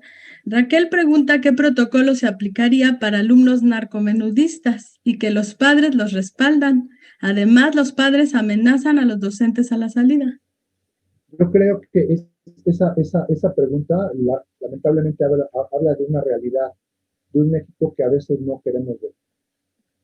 Entonces, lo que yo les sugiero, yo a veces pienso que en la vida tenemos que tomar decisiones, perdón, de algo que nos pese mucho, de algo cuya responsabilidad sea muy fuerte. Y yo lo que le recomiendo, maestra, que esa decisión no la tome usted sola. Que en esa decisión, en el protocolo interno y hacia afuera, vayan todas sus autoridades, para que esa decisión sea avalada por todos ustedes. Y usted no vaya solo junto a todos ustedes. Y en esa decisión pida la colaboración directamente de su supervisora, de su jefe de sector, de su área jurídica, de la Secretaría de Seguridad Ciudadana, de todas aquellas personas, porque efectivamente son fenómenos que cada vez se normalizan más en nuestra realidad. Pero no tome una decisión de manera aislada. Yo lo que le recomiendo. Muy bien. Yuridia pregunta, dice que en una escuela primaria los baños están ubicados en el último piso de la escuela y además en un lugar con poca luz. Ningún salón de clase y mucho menos la dirección de la escuela tienen visibilidad de los baños que está citando. Si una niña demanda que uno de los profesores de la escuela abusó sexualmente de ella, pero no dice con exactitud quién, ¿qué repercusiones tiene sobre el personal masculino de ese plantel educativo? Mire, primero que nada, está visualizando la maestra de una manera clara que ese entorno en el fenómeno, o de manera particular en los baños, no es un entorno seguro. Lo primero que tendría que hacer la misma escuela, a través de la dirección, o a través de los docentes, es hacer del conocimiento de sus autoridades que hay un hecho que puede o no poner en riesgo a los niños, incluso a los maestros. Punto número 1. Punto número 2, yo esto lo platicaría con el Consejo Escolar de Participación Social, porque efectivamente es un área oscura, efectivamente es un área que puede poner en riesgo a los niños, pero también puede poner en riesgo a los maestros. Entonces yo creo que sí es importante, primero que nada, manejar esa fase preventiva. Punto número 2, no podemos trabajar no se puede instrumentar un procedimiento administrativo o laboral hacia un maestro, hacia una persona que no está ubicada, sino simplemente un varón o una persona. No habría ninguna consecuencia desde el punto de vista administrativo o desde el punto de vista laboral. Aclaro. Porque no está señalando a la persona. Porque no está señalando solamente a alguien. Y el hecho de que diga, como son 5 hombres, a los 5 hombres, no, eso lo deja en un claro estado de indefensión.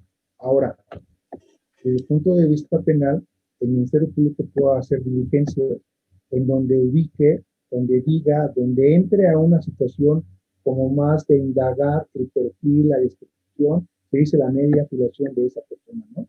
Entonces, desde el punto de vista de la Secretaría de la SEP, no habría. No podría asegurar el punto de vista, porque entonces ellos ya tienen otro tipo de elementos, desde una inspección ocular, desde una inspección en donde pudieran hacer el recabar huellas, el recabar otros signos dentro de esas instalaciones llamados baños, ¿no? Pero eso ya no nos corresponde a nosotros. Ya no nos toca. También preguntan si se les puede preguntar a los niños lo que pasó, para que ellos relaten. Claro, claro. Yo lo que decía, o sea, si uno llega y me dice que Juanito le tocó tal parte, sí le puedo preguntar como una entrevista, pero no tiene que ser un cuestionamiento. Es una charla que estoy teniendo para recabar datos. Porque a partir de ahí yo maestro, voy a dar aviso a mis autoridades. O sea, es que platiqué con Juanito y Juanito me dijo que en su casa le hicieron eso. O platiqué y me dijo que tal maestro le hizo esto. Pero hasta ahí hago mi incidencia. Pero no tiene que ser algo formal. Es una plática. Porque ¿con quién tiene confianza el niño? Con su maestro, con su maestra, con la que todos los días están de manera cotidiana. Pero si yo, director, digo, ok, perfecto, lo siento, vamos a declararlo, no, nunca lo hagan.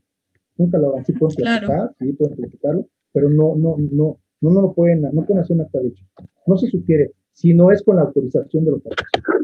Y también preguntan que qué se hace si no se encuentran los padres de familia para levantar el acta. Por ejemplo, si ocurrió un accidente dentro del salón y no están los papás, no se localiza a los papás. Esa es una pregunta de 10. ¿Esa quién la hizo? Esa, una pregunta de 10. Nelly. Fíjense bien. Nelly Lisbeth. Nelly, te felicito por esa pregunta. Fíjense bien. Siempre hablamos de un antes, un durante y un después. Hay un documento que se denomina ficha de emergencia para los alumnos para casos de emergencia, que no es lo mismo que el certificado médico. ¿Qué es esa ficha de emergencia de los alumnos para casos de accidentes? Es un documento que se hace en los entornos escolares, en donde yo, director, visualizo a mis 50 niños de la escuela o mis 250 niños. Y es un cuestionario, es un breviario médico, cuál es la edad, cuál es el peso, las alergias, si ha tenido algún tipo de accidentes, etc. Si está tomando medicamento actualmente, qué tipo de medicamento, las horas de toma, etc. Y ojo, cómo proceder en caso de accidente. Y 2, si o no me autorizas el traslado. Porque justamente en el momento del accidente nunca localizo al papá. Mis compañeros, Nelly, esto no solamente ocurre con los niños, ha ocurrido con maestros que se han desmayado dentro de las escuelas y no ubicamos a nadie. Entonces, yo lo que les sugiero que hagamos es esa ficha, y en esa ficha viene explícitamente cómo proceder en caso de que el papá pone pedir los servicios de emergencia, hablar a 911. Pregunta número 2, ¿autoriza el traslado? No autoriza el traslado. Si el papá no autoriza el traslado, yo sigo marcando a los servicios de emergencia. Si el papá autoriza el traslado, ahí el papá me pone a qué clínica, a qué sanatoria, a qué hospital autoriza el traslado. Y voy más allá. Si el papá tiene el carnet, si el papá tiene IMSS, el carnet, si tiene seguro de gastos médicos mayores, entonces todo eso se hace en esa ficha de emergencia para casos de accidentes de los alumnos. Ok, pues nos piden que esto también se los facilitemos. Entonces, el licenciado me va a facilitar la información para que yo se las pueda compartir. Muy bien, preguntan ahora sobre la nueva normalidad, ahora que tenemos esta necesidad de comunicarnos con ellos. ¿Qué tanto debemos aplicar, por ejemplo, estos protocolos o estas prohibiciones de los celulares, de compartir la dirección electrónica del maestro y ese tipo de cosas por la situación que tenemos ahorita? Ok, les voy a dar el punto de vista de un servidor. En el decálogo que la doctora Heréndira nos hizo el favor de compartir al principio, tiene un punto donde no podemos establecer comunicación con los papás. Nosotros con los niños no, pero con los papás sí.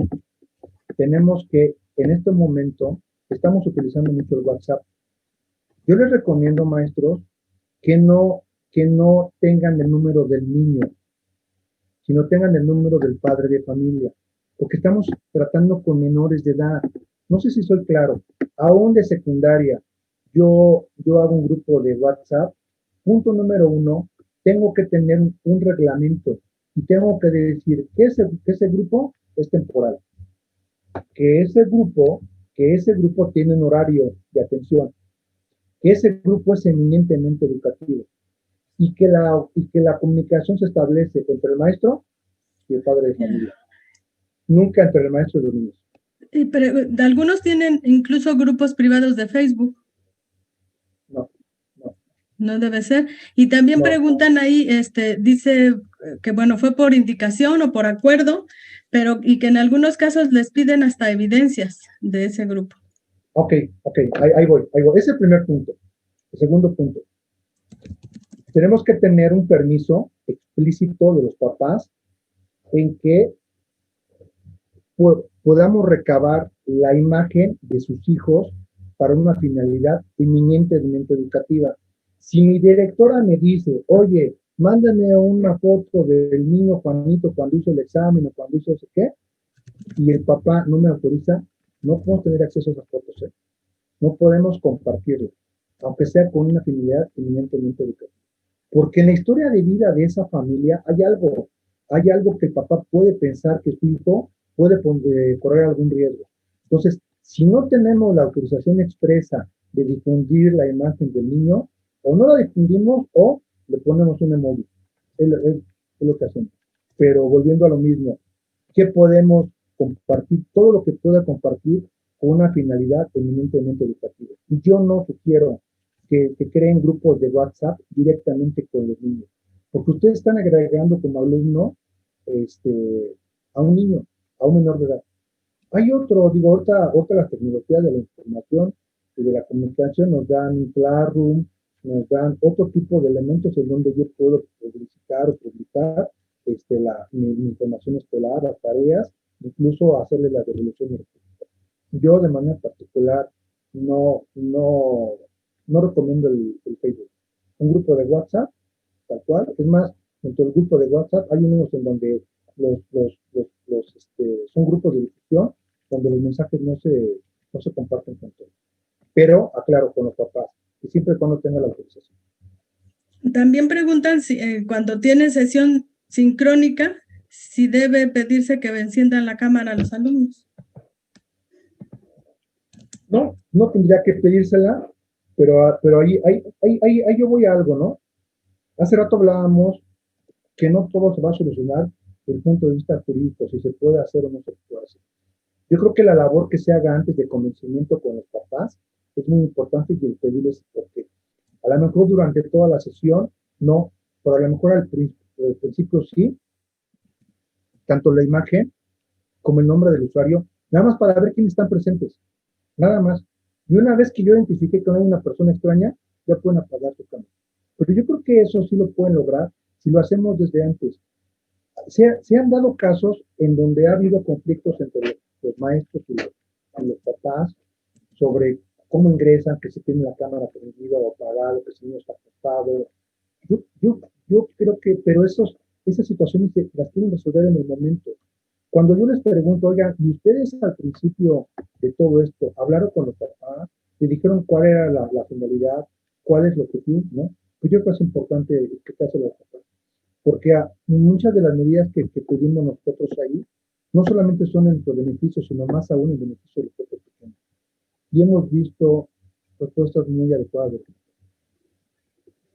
Te saluda Héctor Pro, compañero tuyo de la IMA. Muchas gracias. Muchas gracias. Dice que cuando hay un accidente grave en la escuela, ¿qué pasa si el maestro lleva al alumno al médico? Si es un accidente grave, ¿qué pasa si el maestro hace eso? Si el maestro hace algo en el cual no tiene la autorización, se puede meter en un problema muy, muy serio.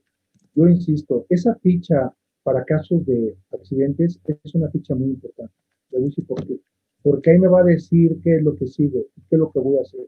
Si el papá me dice liso y llano, no autorizo que lo traslade el maestro, que sea a través de los servicios de emergencia, yo cuento, yo hago mi bitácora. 8-1, hice la primera llamada. 8-13, hice la segunda llamada. 8-14, hice la tercera y llevo mi bitácora. Porque el papá no autorizó el traslado, no lo autorizó. Tendría yo que tener de manera expresa esa autorización y por escrito de que la autoriza o no la autoriza. No autorizo y no se mueve mi hijo hasta que yo llegue. Y yo tengo mi documento. Aquí está el señor. Usted me lo firmó. Yo creo que ahí es donde, repito, tenemos que trabajar mucho con el análisis. Sí, es cierto. Bueno, retoman aquí algunos ejemplos de lo que has puesto. Bueno, dicen que si los protocolos los pueden implementar, definir ellos o tienen que ser los oficiales. Hay tantos protocolos como situaciones ocurran en casa, en la escuela, ¿no? Sí hay protocolos muy específicos como los protocolos ASEAN, pero todos los protocolos ASEAN tienen un común denominador, el interés superior de la niñez. Yo lo que les sugiero es que trabajen arriba y abajo, trabajen en lo horizontal y trabajen en lo vertical, que trabajen en donde todos los que están ubicados dentro de un entorno estemos ciertos y apoyemos ese protocolo. Y también que mis autoridades me validen ese protocolo. Les voy a poner un ejemplo. Si yo tengo a un niño con epilepsia, si el niño convulsiona o hay esa certeza de que convulsiona, cuando yo le hice la primera entrevista con la mamá, yo tengo que hacer un protocolo para ese niño. Si yo tengo un niño con una conducta disruptiva, yo tengo que hacer un protocolo para ese niño. Porque seguramente en el momento en que el niño explote, empieza a golpearse o golpear a sus compañeros, yo tengo que saber qué hacer. Entonces tengo que hacer una reunión con todas las personas que van a involucrarse en mi trabajo en este protocolo. Y obviamente tener aquí los papás, y todo documentado. Y todo documentado, y todo firmado, Es ahí donde trabajemos en el antes, en el durante y en el después. Y también preguntan cuando se sospecha de abuso sexual en la familia o hay alguna situación, incluso que ya ha sido comentada con los padres y que no quieren hacer nada. Justina comenta de un caso donde el tutor le dijo que su nieta le comenta que su pareja la toca, pero que ella no quiere hacer nada. Entonces dice que le dice al psicólogo que ya está atendiendo que como debe de guardar el secreto por ética, que no quiere que se sepa nada. Y entonces pues la niña está siendo violentada. ¿Qué debe hacer? Miren, hay una institución que interviene en estos casos que es el DIF, el Sistema de Desarrollo Integral para la Familia. Y si hay un protocolo para eso. Y es una obligación de las autoridades educativas hacer el conocimiento a sus autoridades y que ellos a su vez hagan del conocimiento de estos hechos. Yo les voy a sugerir algo. Lo que siempre sugerimos que cuando nosotros hagamos del conocimiento de las autoridades, no hagamos una interpretación de las palabras. Es decir, si la niña A llega y me dice, maestro, mi abuelito me toca, me toqueteó, me hizo, entonces yo no voy y le digo a mi maestra, a mi directora, oiga, dice la niña A que su abuelito esto y esto. No, porque yo ya lo estoy interpretando. Maestra, estando terminando la clase de español, el día martes está la profesora, se acercó la niña de nombre tal y me dijo lo siguiente, 2 puntos, abro comillas y lo pongo textual. Lo que hago de su conocimiento para usted. Y yo informo. La directora tendrá que hacer lo propio directamente con la supervisora y con el área jurídica. Esos hechos se mandan de manera inmediata. Y el área jurídica dirá, ¿sabes qué? Acá en la Ciudad de México se inicia el protocolo DIF. Y se inicia el protocolo DIF y se hace de conocimiento del DIF, eso sí. Pero no se interpreta. Nuestra función no es ver si es cierto o si no es cierto. Nuestra función es hacer el conocimiento, acuérdense bien de la palabra, maestro, presuntos hechos que pueden poner en riesgo la integridad de los niños, que yo lo escuché. Entonces yo así lo escuché y así te lo paso.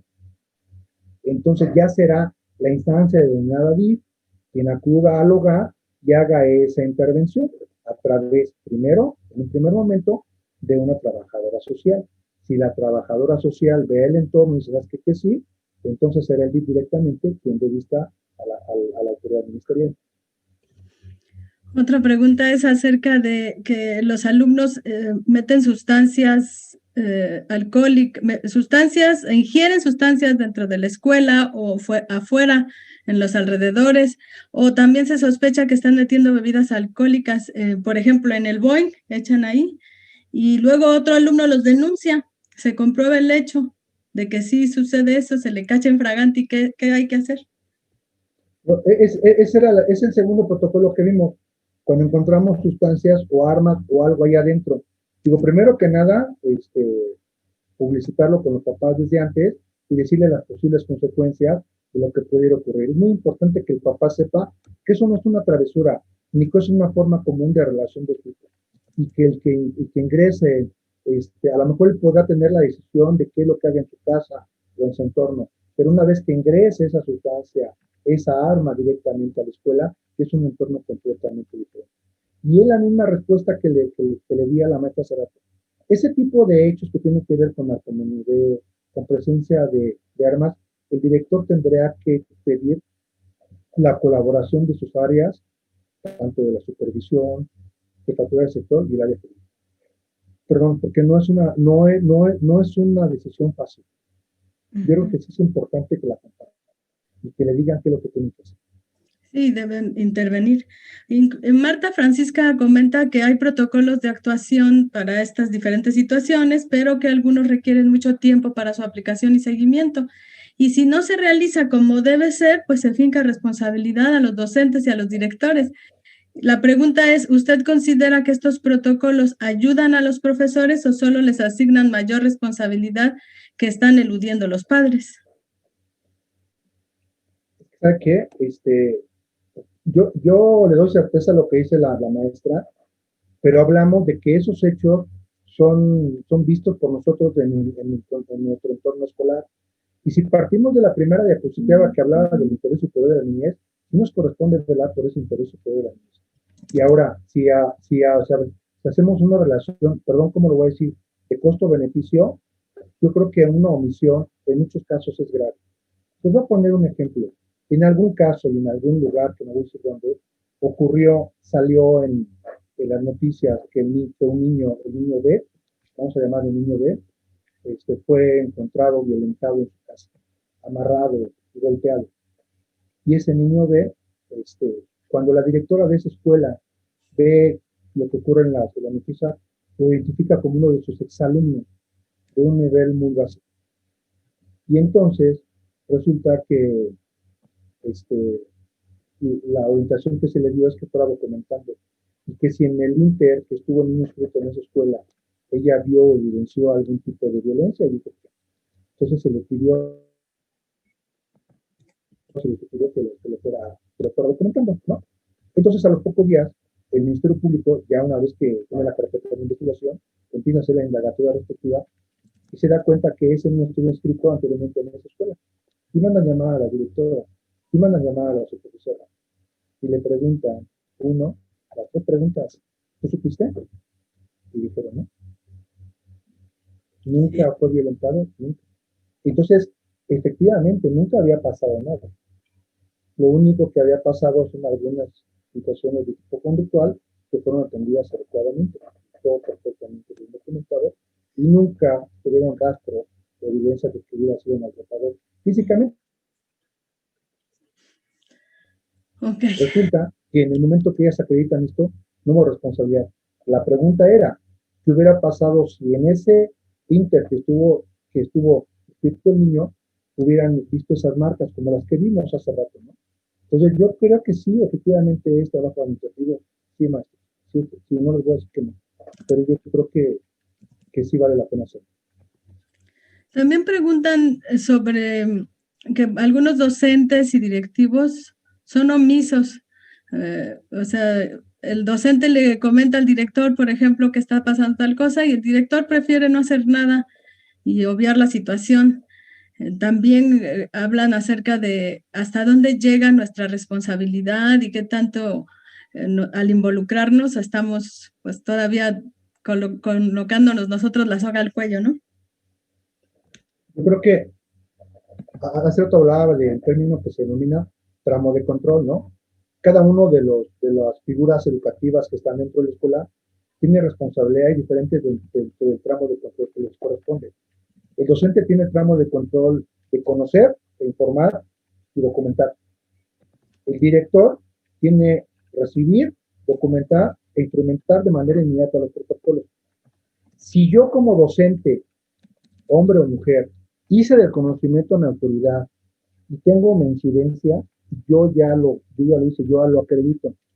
Si la segunda parte o la segunda parte de esa cadena no hace lo que le corresponde, la responsabilidad será para esa persona. Pero yo, repito, dentro de mi tramo de control, acredito plenamente lo que hice con mis acciones y aparte puedo documentar claramente que lo hice el conocimiento de una autoridad de nivel superior. Cierto.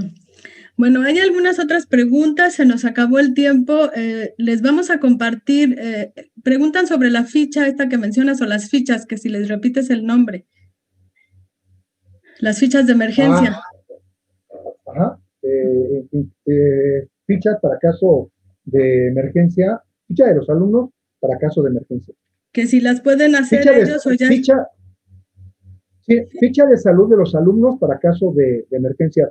Las pueden hacer, pero les compartimos información sobre eso. Se los vamos a compartir. Miren, les vamos a compartir los protocolos, los que están a nivel general, porque acuérdense que a partir de ahí las entidades hacen las adecuaciones y tienen los protocolos específicos de cada entidad. Además también, bueno, están todos los documentos que están en el Programa Nacional de Convivencia Escolar, ahí está la información acerca del acuerdo de convivencia y este tipo de cosas. También muy importante es que ustedes se documenten. Pregunta Magdalena que es muchísima la información y que a veces por falta de conocimiento no lo hacemos. Entonces, ella pregunta en dónde podemos capacitarnos de forma permanente, cómo podríamos hacer para estar siempre atentos. En el Grupo Ascender México, tiene muchas situaciones que va a ir generando poco a poco, seguramente, van a ver que sí. Sí, sigan a Mario en el Facebook, búsquenlo en su página, así, licenciado Mario Aedo. Ya les compartí también la información acerca, el link para que contesten el cuestionario que él preparó, para que ustedes puedan, pues, de alguna manera confirmar lo que aquí se trabajó. Y les vamos a compartir algunas actividades sugeridas que en la sesión correspondiente, ¿sí? Entonces, bueno, creo que hemos tenido una sesión exitosa. Todos han podido hacer algunas preguntas.